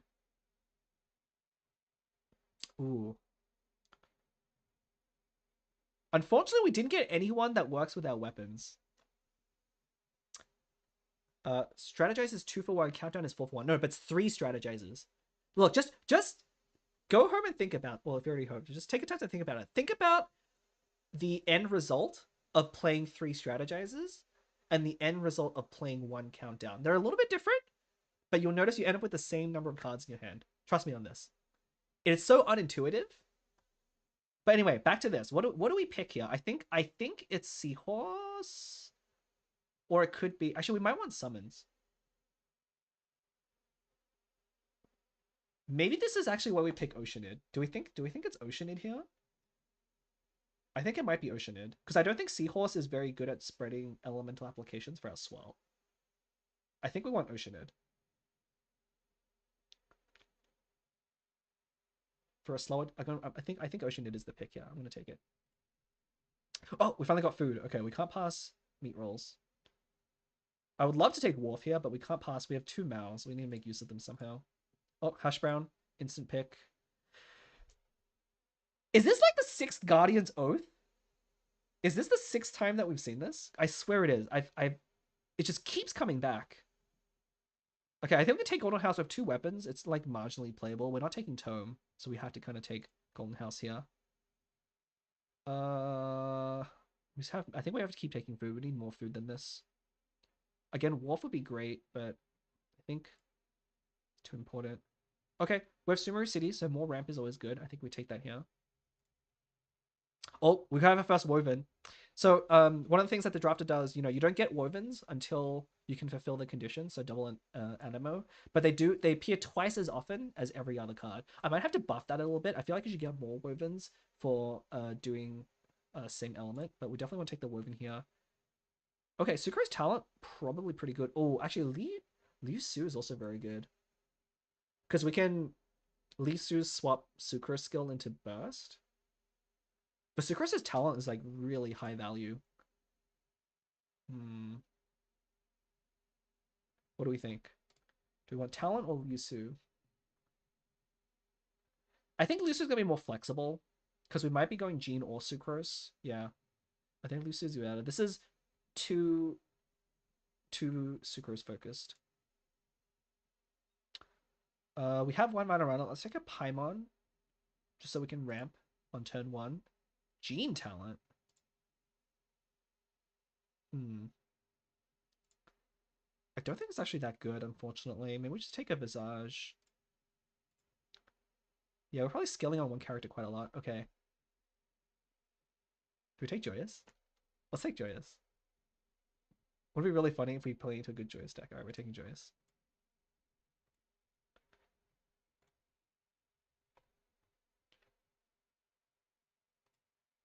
Alright.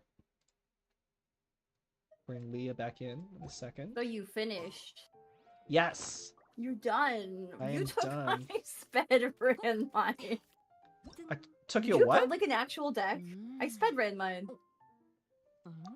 Yeah? Of course I did. What do you mean? All of my decks have been real decks. What are you talking about? No. Okay. Oh, wait. You know what I mean. Hang on, I might need to retry this deck code. I'm ready whenever. Hang on, my first code didn't work. I have to generate a second one. I built the worst thing imaginable, by the way, this time. I Oh, really? am so serious. Yeah, it's really bad. Okay. Is it worse than Kave Seahorse Score No, no, no, no, Lawmaster? no, no, no, no, no, no, no. Okay, so we can all agree that was the worst deck this stream. Good. Yeah, this one's okay. This one's okay. It's like middle. I give it like a 6 out of 10. Okay. All right, I'm ready. Ready? Oh, wait. Hang on, I gotta make my deck look pretty, and then I'll. Wait, why don't you just like put it in? Okay. There we go. Get Okay. it? Yep. Oh, what's this? I see the vision. It kind of works. Okay, I think we keep this card in this matchup. We can't keep this. I think we keep this. Let's put this away. We're not gonna I think deal a lot of damage easily. Reactions.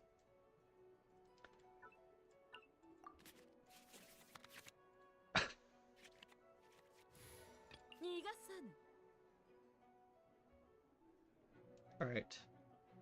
It's time.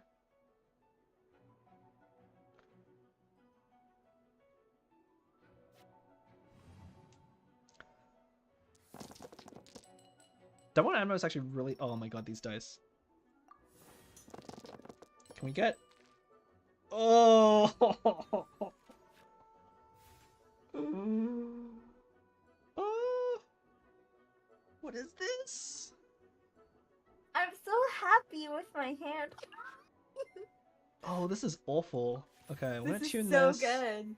We're gonna tune this. I This really is want to keep so this good. though. I probably shouldn't, but I really want to keep it, so I'm gonna do it.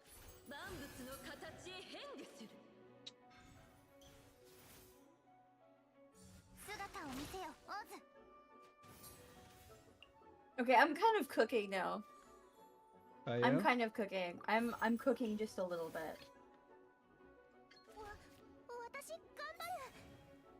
Are you though? Wait, okay. Yeah. What happens if I click this button though?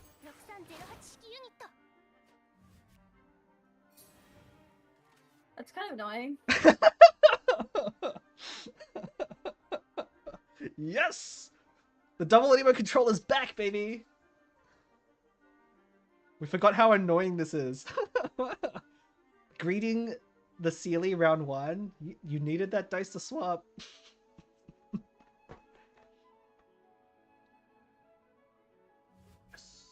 Oh, to Xiao. Okay.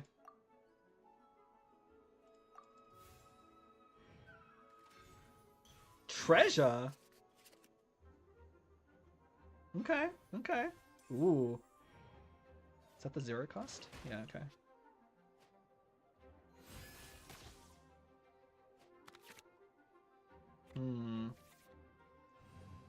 You want me to swallow you to Farina, don't you? I do.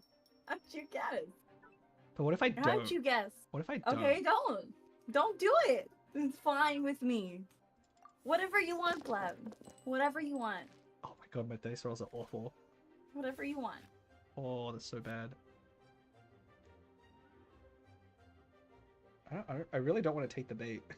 Okay, don't do it.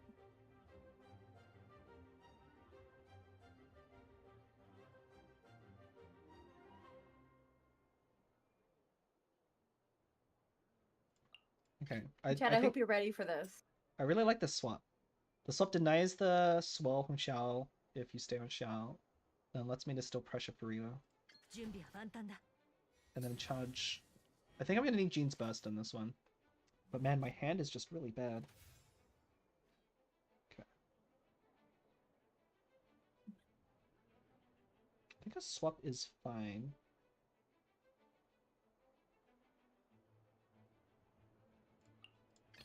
Are you just gonna normal attack? No. Not a normal attack. It's good old swap stall! Ah, great. I Okay, mean, I think I have to my tune golden this. troop appreciates over time, so... No, maybe it's this one. You're not doing that much damage.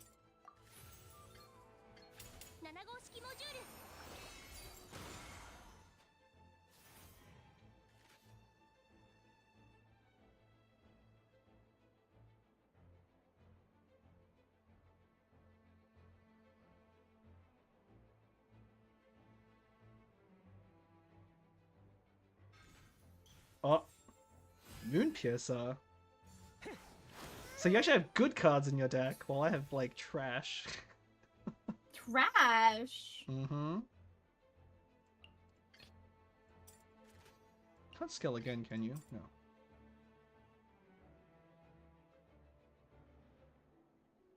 We just need to end. I think I just need to end.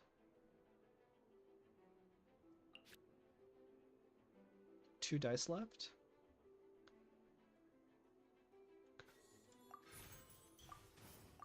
Okay, I think I need priority here.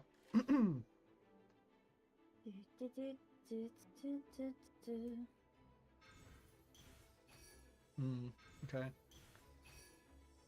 Where's all my food? I have 2 Maos in this deck and have not drawn either one. Can I get a Chef Mao? No. I don't. This is not looking good for this double animo deck. Well, What? you're trying to like play around swirls. I know how to play around swirls. Oh, silly blab. Silly blab. Alright, I have a lot of animal dye. Be warned. I think I still Are you swallow gonna you swap off, meat Joe. official or Farina? Because I'm okay with both of them. I think this is the only play that makes sense right now. I have to do it.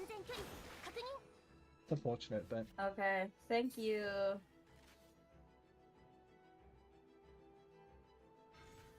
ah, Mausoleum.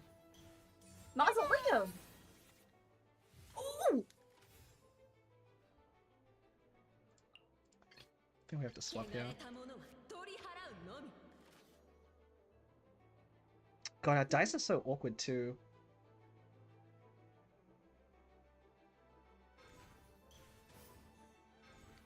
What? Do you have another card to like? Oh my god, we're getting high rolled. We're getting high rolled. The heck.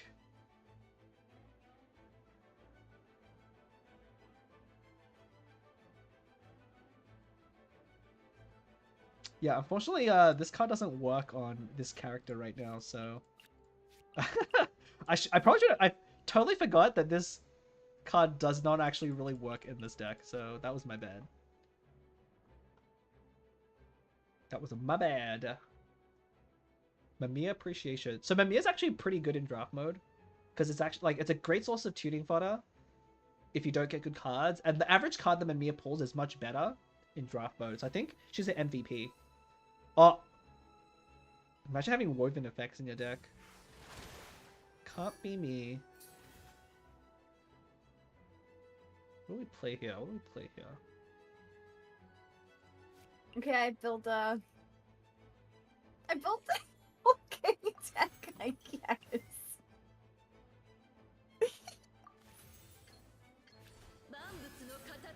Oh, I wanted the frog. That is not the frog. I think we're cooked. I think we're cooked.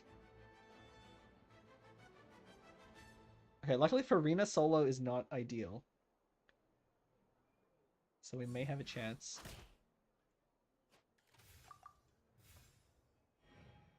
Okay. This is a bit rough. It's fine though. It's fine though. It's I can't. Goodbye, What? Farina. Oh, I'm just gonna get Farina bursted here. I don't like that at all. Well, you're gonna take Farina out, are you? How? What do you mean how? What do you mean? Oh, I drew Trisher. How do I take Farina out here? Isn't she like? Oh wait, you're all notioned. All right. Yeah, I don't know. How do you take Farina out here? God, I have to stay on. Okay, I'm gonna do this. Do this. Okay, okay. Can you draw another card? Maybe later. Maybe later. Maybe later. Okay. Oh no, no frog again. If we're not drawing another card, I'm gonna do that. Oh. The best Deshret's Tomb. Wait. This is gonna be really bad.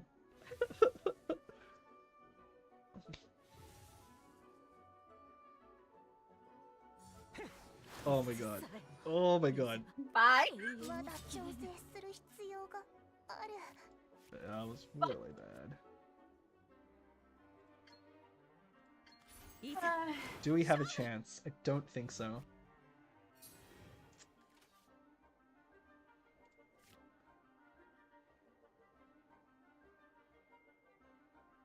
Can we kind of make use of this right now? Ah! 答えなさい。 That is so rude. My Oz just glitched out. That was so weird. I don't know. Was that Do like I- lag on my part? I don't know. Maybe. Alright, I don't know if I survived this, but maybe I do. I don't want to math. I don't want to math. Oh, I think I die though. I think you don't survive. This Just should be hits like twice. 6 damage. I like this deck. Did I win the best of 3? You did win the best of 3. The best. Wait. Oh, wait! Your characters are too low! But I don't think it matters, forgot. because I'm on 2. Unless... Do you Hold have on. like fresh win? I wish I took Joyous, and I realized that it doesn't work on 2 of my 3 characters.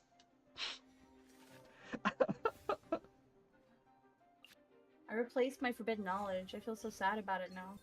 Take this! 剣に誓う。 Whoa. Okay.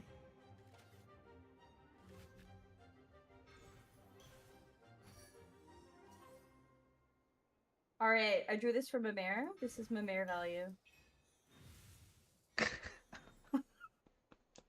Oh, I drew these from Mimere too? Wow. Tubby? 歌え。僕の名のもとに。 Well done. Well done. Well, まだ荷が重い。 how draft mode goes sometimes. I should not have picked some of those cards I picked, but it ended up okay. Nice. I think I built an okay deck actually. No, that was pretty good. Like double summon with Shao Swell. Like that was quite good. GG's, GG's. GG. That was fun. That was a lot of fun. Yeah. No, thanks for having me. I guess you're gonna go on to am. your tier list now, right? I am. So... Yeah, I am. So I did promise that would be the last thing. We're probably gonna spend like 20 minutes talking over the changes before I post it. I'm gonna source some feedback from the thing, but yes, thank you for joining me, Leah. Blast having you on the stream, answering the viewer questions. Are you gonna be streaming? I mean, do you want to, I guess, share where people can find you if they want to check out more of your stuff? Are you planning upcoming streams? Yeah, so I stream on Twitch, Windflower Leah, at Windflower Leah. And then I also post music on my YouTube at Oh, Cecilia jeez. Music, and sometimes, wait, what? Nothing. I changed the thing and it like Oh. glitched out.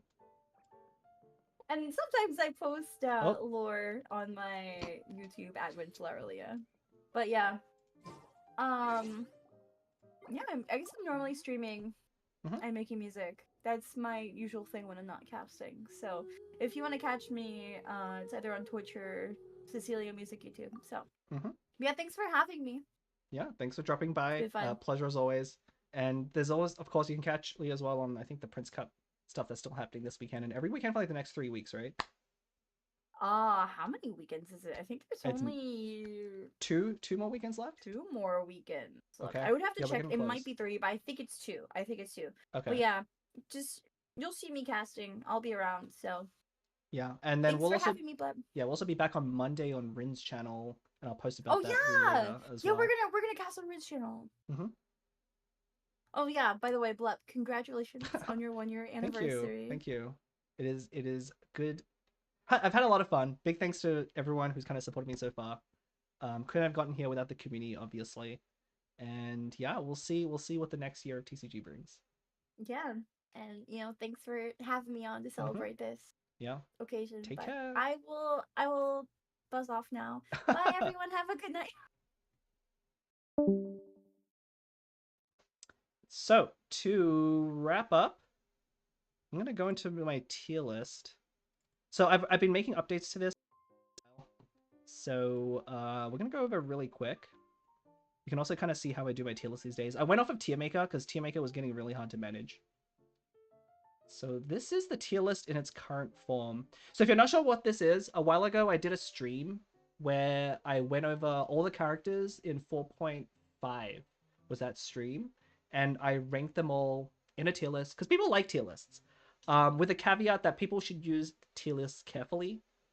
But they're a very good resource if you don't have any other information. And the way I want to present, I always present this one is this is like if you're new to TCG and you're not sure who to unlock most of the time, this is a good tier list to consult. These are characters that the higher up they are, the easier they are to play, and the more fun or unique they are. Like it's a mix of different things.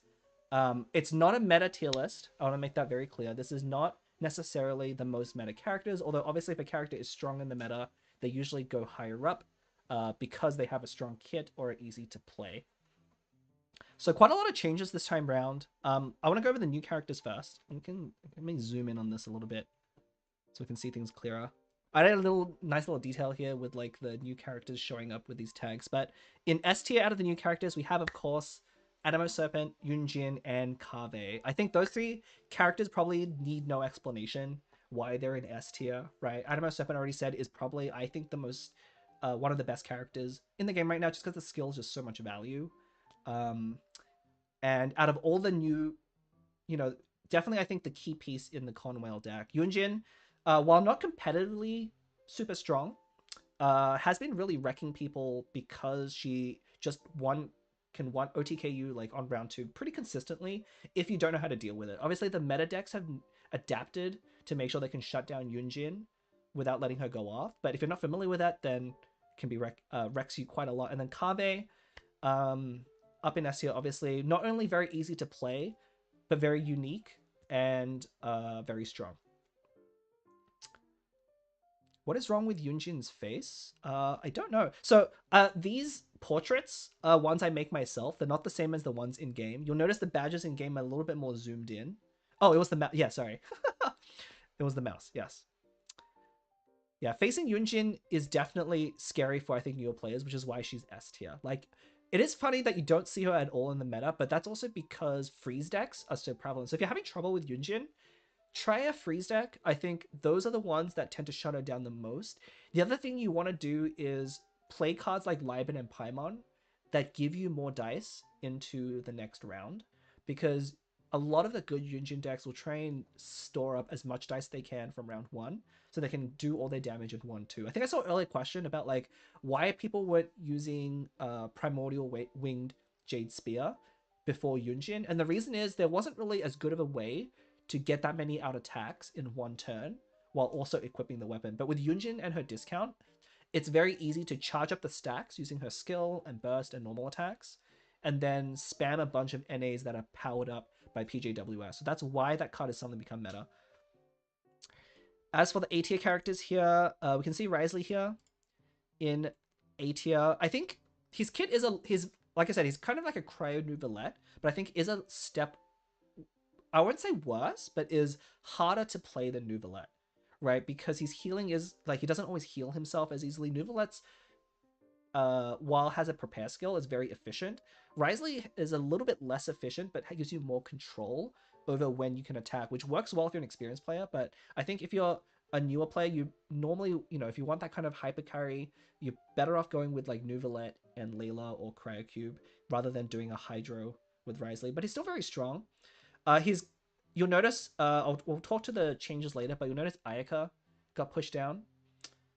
Risley kind of took the spot of Ayaka, I think. If you're making decks around, this normal attack free centric thing, I think Risley does things a little bit better than Ayaka, partly because his kit is just stronger, right? He's a newer character, he has power creep a little bit, and he has a more consistent infusion without sacrificing damage, especially when he has like the weapon like cash flow or something like that. So I think Risley is very much a replacement for Ayaka for those older decks, but their playstyles are pretty similar. Just Ayaka definitely probably needs a little bit of love sometime down the line. I think she's still interesting as a character, but I think she needs more. She should get more benefit from not always having an infusion. And right now, just suffers from being an older character. But also in A tier, we have over here the monsters and Farina.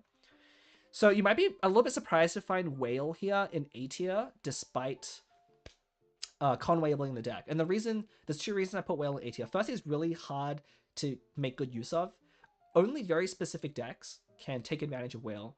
And then for most other decks, is a 5 max HP starting out is a liability because you're playing on only 2 characters at the beginning. So because of that, I don't think it's quite S tier, even though Whale is part of the best deck. And you'll see here Scorpion's even lower, even though again, despite that, those 3 characters together are just uncharacteristically strong. Farina, I think, is in a Farina's kit is pretty good, but one of the things really holding her back is that she has no on-demand Hydra application.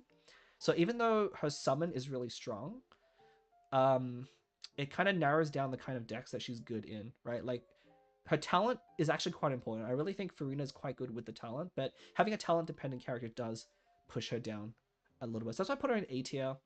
Her burst is also like a lot of decks don't make great use of that. Obviously, the Risley I think Herald, Risley, Farina is a very strong deck, but that's one of the main decks that makes use of her. People tried to build her in aggro early on, but so far hasn't really worked out. So I think Farina's maybe like that's actually pushing on the lower end of A tier, but has some strong decks. And then APEP in A tier. We haven't seen a lot of APEP in the tournament scene, but I think APEP's kit is very unique. I think out of all the discard-centered characters, APEP is the most interesting because it's not just about discarding like a lot of cards, right? Like Whale is just like you throw away your hand to get HP and dice, which is different, but it's like not very interesting. But I like how APEP has this like little tension between like you gotta, you shuffle these cards into your deck, you have to find ways to draw them out, and then you also have to find ways to discard them. So not super strong, but I think it's a very fun card to build around. And fun is also one of the things that pushes things further up the tier list. It's like, this is a character you should try out. If you have a chance to try APEP, I would very encourage it. APEP Shinyan, classic combo. I really like them together. Yeah, conceptually very fun. You said it, Yukiri. That's probably why in A tier. Strength-wise, APEP is probably like getting closer to B tier. And so Shinyan, actually right below APEP we have Shinyan, also in B tier. The reason she's in B is she's just only really got the one deck. Like I think people have tried Shinyan Whale, right? But it doesn't really work out because where's your card draw coming from? The reason why Whale is so strong with Serpent is because you have to draw like a bajillion cards, which gives you more ways to give it HP. But with APEP Whale, you can maybe do Serpent then, but then you should just be playing Scorpion instead. So it really only goes with APEP now, unfortunately, which is why Shinyan's in B tier. But because she's one of the best characters to pair with APEP, I think that gives her at least a little bit of a niche in the meta, but just individually not that strong. And yeah, we just don't have that many ways to discard these cards. That's definitely true. We'll have to see if they add more discard synergies later on. I don't want them to go too far. I actually like that they restricted discard to these characters for now, so that if you want to play discard, you have to use some like different characters. I like the ways they're differentiating like decks, but still a little bit too narrow. It's kind of like, how we don't have Eremite Resonance yet and we have Eremite. So like, yeah, like there's a niche there, but there's not quite enough to make decks work that way. So this one might be a little bit controversial. I put Scorpion in B tier. The reason mostly is Scorpion's pretty reliant on support. Like Scorpion has a lot of power to the burst, but that requires you to be like playing a lot of card draw. That requires you to have ways to shuffle more blocks into your deck. Like without help, Scorpion's actually pretty weak on its own, which is why it's in the B tier. Again, obviously, it's not a meta tier list, but we have the best meta deck right now is Conwell with Scorpion. But despite that, individually as a character, I don't think Scorpion's that good, and probably not worth like. I think it's very easy to fall into the trap of seeing Scorpion in Conwell and then be like, oh, that must mean Scorpion's really good. I can put in all these other decks. But Scorpion's mostly there just for the talent, right? You have that double talent opening from Conwell, which makes it really strong. The talent goes very well with energy blocks. And it's mostly because you already have Serpent, it makes sense to use Scorpion because the two pair very well together. There's almost no reason to run them separated. But if you were to run a character separate, Serpent can go in other decks. Scorpion really can't. I think that's all the new characters, right? I don't think I'm missing anything. So that's all the new characters landed. I think that's pretty reasonable. So far, I don't see any dissent in the chat. You know, if any of you disagree or like think things should be higher and lower, good chance to discuss them. I haven't released the tier list. Anyway, yeah, let me move. Whoops. Let me move this thing a little bit. I did not realize. There we go. Whoop. That is the overlay. Okay. Okay, so now you guys can see what I'm seeing. Great. Okay, so we have a lot of changes this time round. A lot of big meta shifts. Let's start with the buffs. So I moved I moved up one of the more controversial ones. Kirara got bumped up from D tier into the C tier. People really didn't like Kirara in D tier, and I think she's been playing a little bit more. I still hesitate to bring her higher than C because she's really good in just that one deck, which is Kuki Kirara for the most part. But I think over time people will start to figure out how to use her a little bit better, and she's probably better than I originally gave credit. Like, I think she's definitely a step above these D tier characters, so I think it was reasonable to bump her up.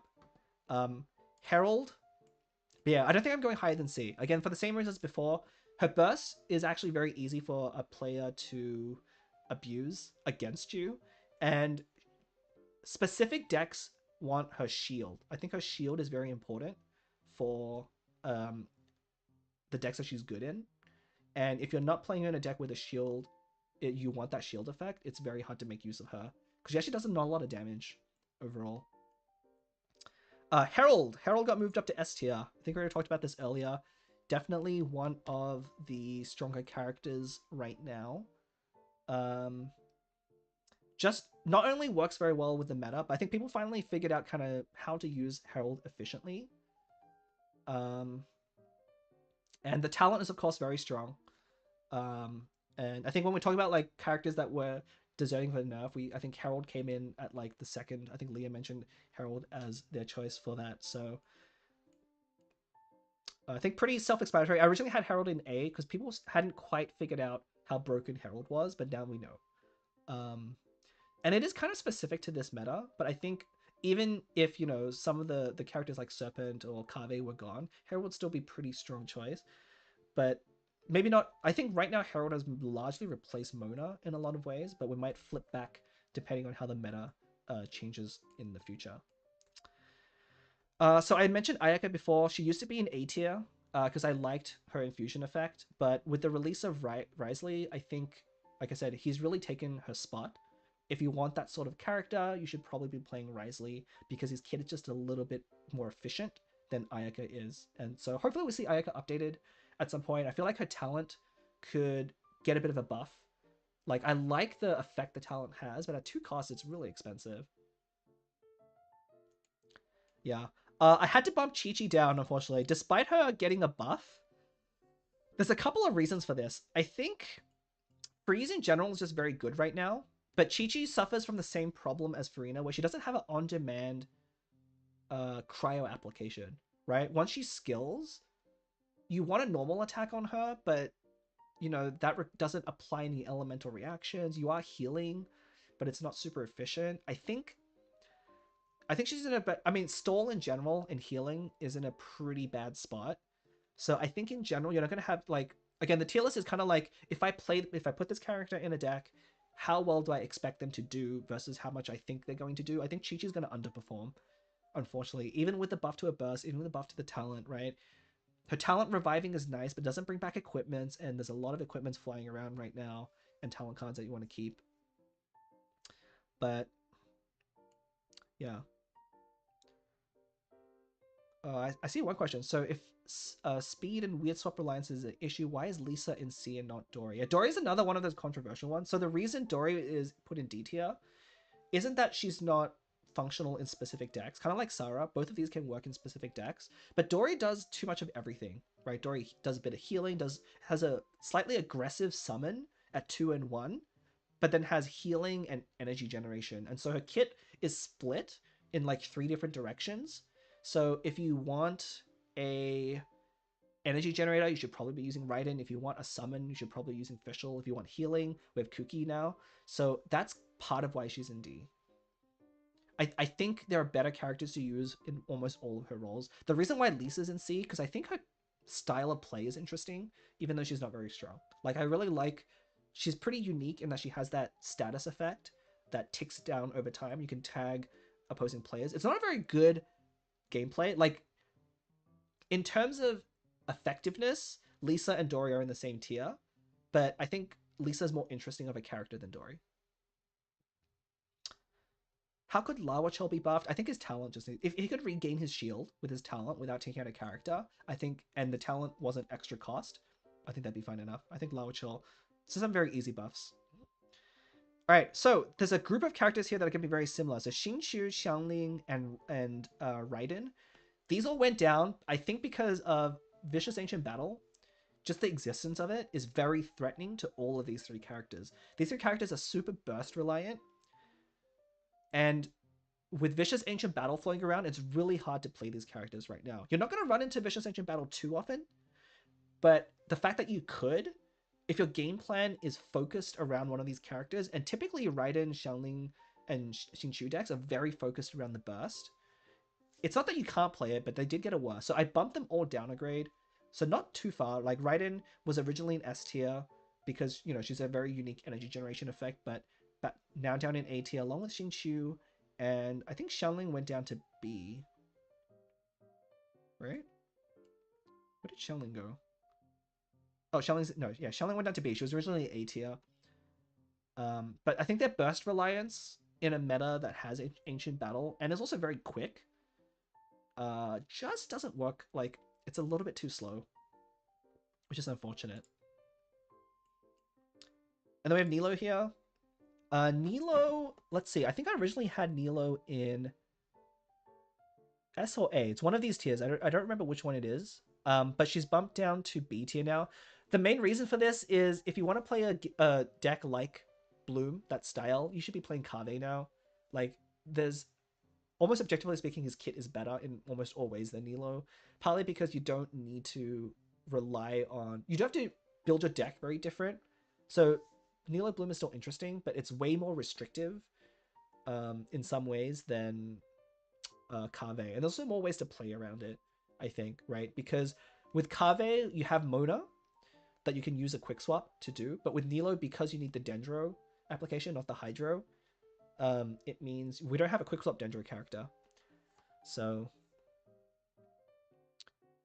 yeah, Arctic says the Stove God Arcane Legend made Toma and Electro Sisson better, in my opinion. Yeah, I had to think about this. I do agree that Stove makes those characters better, but Stove is still not guaranteed, right? And if you're trying so hard to enable their talents and sometimes you can still miss, I think that's not quite good enough. Like, if Stove somehow could guarantee you the talent, I would maybe push them up. But also, like, if you're a new player, you might not know about that Stove interaction, so I don't want to put them too high and kind of trick you. One thing I want to make sure this tier list doesn't do is trick people into trying out characters that are better than I'm making them out to be, if that makes sense. Which obviously can be a little bit weird with like characters that are up higher for fun. Again, the justification for this tier list is all over the place. It's kind of just vibes at that point. But I think Toma and Sisson still are too reliant on their talents, even with the Stove.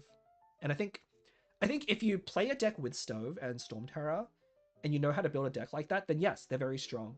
But I'm not going to assume that someone looking at this tier list right away is going to know that. And that's why they're a little bit lower down. Again, the best way to use this tier list is, suppose you know nothing about a character. You just come into TCG and you're like, I like character X. How good do people think they are? And you can look at this tier list and it's like, oh, okay, they're in one of these tiers. If you know something about the character, if you know how to play the game, if you know more about the mechanics, you shouldn't be using this tier list. You should be coming up with your own decisions, making your own choices, and then this can maybe inform, like, if something's wildly off, like if you think a character is really good and I have them in D, then maybe you're overestimating them in some way. Um, but in terms of like individual differences, yeah, they can go up and down depending on how well you're playing them. So yeah, Nilo got bumped down because we have Kabe right now. I like Lawmaster and my cook. No, you know, again, these details have nothing to do with how much you like a character. Completely irrelevant. Okay, and then these three are also kind of part of a set. So I had Noelle up pretty high before. Also a bit controversial. I had her in S tier because she's like still one of the best solo units out there if you want that kind of solo gameplay. Although obviously we have Nuvalette now, but Nuvalette's a little bit harder to play. Geo is in a bad spot, so Noelle shouldn't be an S tier in terms of strength, but her gameplay was pretty fun, I thought. But Yunjin definitely took over in that spot. And the worst thing is, not only is Yunjin a Geo character that does the Noelle things better than Noelle, she can buff other characters that you don't even have to be playing Geo after that. Like, it's kind of crazy how much better Yunjin is than Noelle in like almost every single way, which is really unfortunate. Again, one of the many instances of power creep.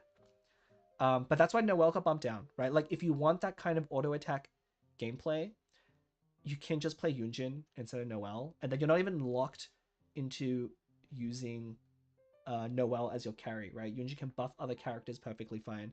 And so because I bumped Noelle down, Ito's always one step below Noelle, so bumped Ito down. And because these Geo hyper carries got bumped down one, I had to downgrade Goro down to the D tier as well, because if you're not playing Noelle or Ito, there's really no reason to be playing Goro at this point. You can maybe combine it with Ningguang, but yeah, unfortunately, it does have to be bumped down. Albedo needs to be bumped up after your deck. uh, yeah, I mean, that was a pretty functional deck. I mean, there may be something there. Maybe I'll take it into AOC later and try it out. But, you know, in all seriousness, Albedo does it. Like, I think all of these D tier characters, I do wish they would get a buff. Like, honestly, I should just, like, every patch, I'll send Hoyo my list of D tier characters. Like, here are the characters that should get buffed. Like, that's really the takeaway, I think, of this tier list. It's not that these characters aren't playable, but they need something more, right? Like, they are well overdue for a buff. And I would love to see one for every character in D tier. C tier characters, I think, have a niche. If you would ask me the difference between C and D, it's like D tier characters have like maybe one deck that is good, but they don't really have like a niche role. They have like a specific thing they can sometimes do, but they really need a buff. C tier is like, there's a good niche for that character. There are decks that they're very effective in, and there are reasons to want these characters, but they're just not, overall their strength isn't quite there. And then B tier is kind of like pretty strong and has some good decks, so it's like good middle ground. And then obviously SNA is where we get into the meta. Archon in C feels bad, yeah. And it's pretty ironic it's Zhongli as well, who's like the most controversial Archon. People are really like hyping him up when he got released, but the meta right now is very unfriendly towards stall.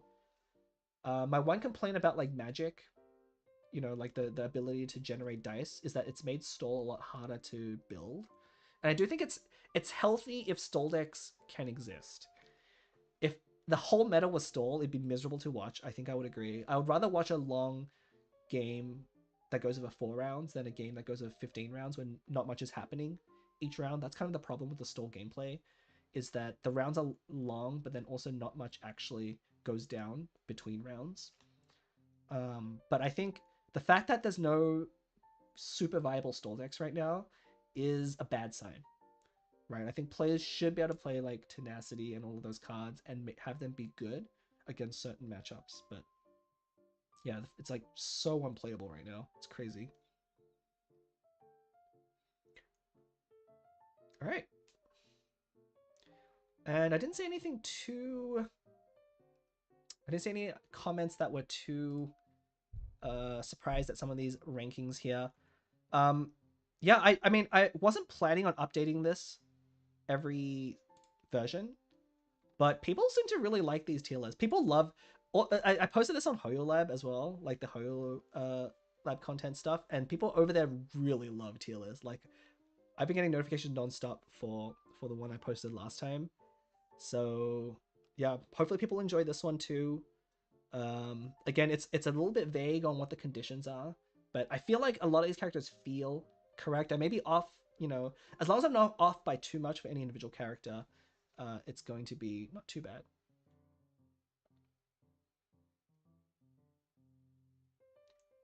Yeah, and again, if you disagree with anything in this tier list, that is totally fine. This is my personal tier list. Again, if you know enough about TCG to disagree, then this tier list probably, like, you've probably gone beyond the need for this tier list as well. Do you personally have characters that you really want to be buffed? That's a good question. Who do I want to see? I do want to see. I want to get Eremite Resonance, and I want to see more play around that. Like, I really like the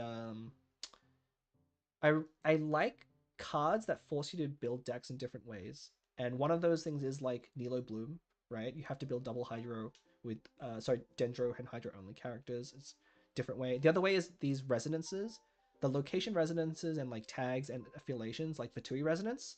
Super interesting. Like, when it comes up in competitive events, it's really exciting to see Fatui Conspiracy.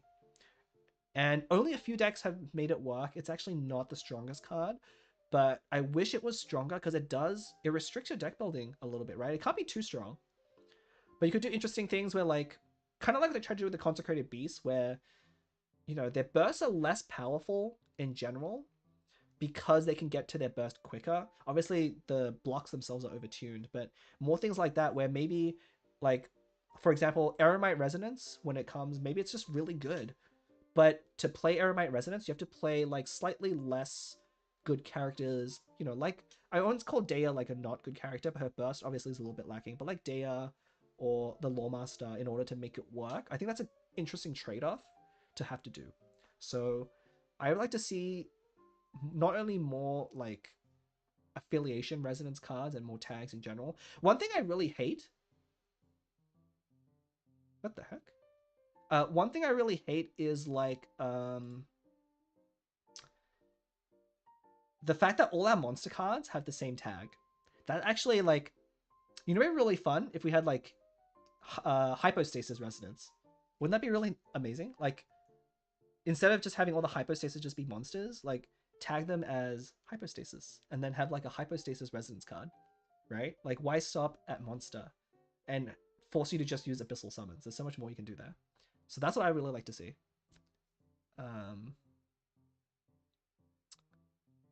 So less of a buff and just like, bad characters are going to exist, right? They're not going to spend time buffing every single character. So there's going to be characters that fall off and go bad. But what saves those worst characters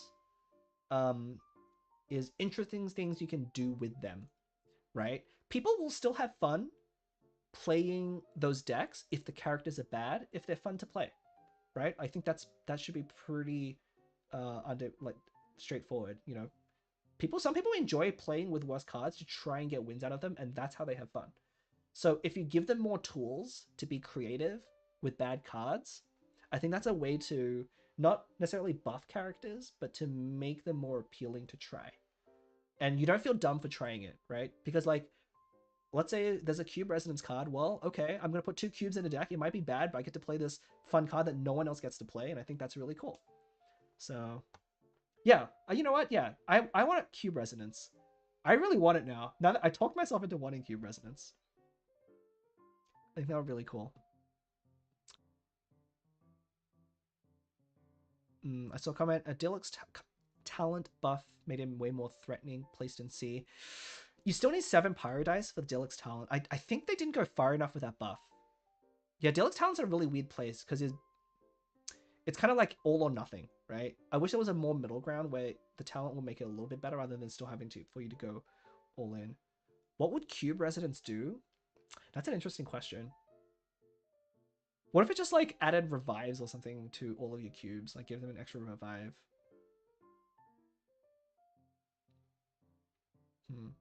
Yeah, I guess the cubes don't have like a mechanical tie together, so it might be tricky to get that to work. But I don't know. Look, it's not for me to figure it out, right? Custom cards are fun and interesting, but in the end, I leave that to the TCG designers. And Marcia asks, will you make a tier list for the action card? Yeah, that was actually one of the questions. I didn't get to it because I wanted to think about it for a second. There's way too many action cards, and action cards change way more quickly than character cards. So I don't want to maintain that kind of tier list, unfortunately. Right? That just changed way too quickly, and I think it wouldn't be as accurate. And I would say action cards more than character cards. If you're a newer player, you should be playing a different set of action cards than if you're more experienced. Like I would not recommend you go after like Tamaya's Gilded, Liasong, that kind of thing if you're starting out, even though they may be S tier cards, right? Like I think most players, if you're getting started on the game, you should start with the traditional cards like Paimon, Libin, Banarana, things that give you dice efficiency and teach you the basics, rather than playing Gilded, Liasong, that kind of stuff. You'll once you as you get better, you'll naturally start playing other meta decks and you'll fall into those synergies. But you should be starting out, which makes action card tier list very hard, right? Like, do I put Paimon in S tier because I want everyone who starts off with GITCG to play Paimon, or do I put it in B tier where she probably belongs nowadays?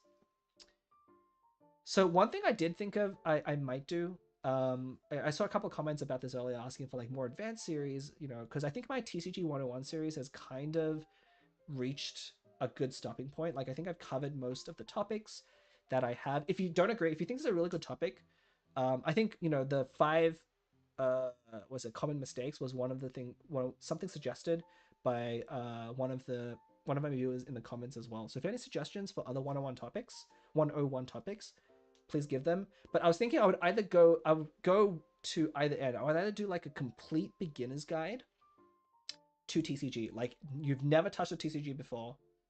This is your first one. You skipped over the tutorial, so you have no idea how to play. Where do you get started? Like, what decks should you build at the beginning? What characters would you want to unlock? You know, what action cards do you want to buy? I think that would be pretty nice to have. I don't know what the audience there is going to be. That's why I haven't made it. And the other one is like more advanced topics, like 201, a 201 series with more advanced topics. I have some ideas for both of those, so I might do one of those going forward, rather than 101 series. But that beginner series is probably where that action card tier list would kind of come into play, where it's like I would recommend action cards that you should unlock as a priority and to put in your decks, and then maybe like a sample beginner deck, and then yeah, and then other synergies might come in like more advanced topics. But yeah, let's see.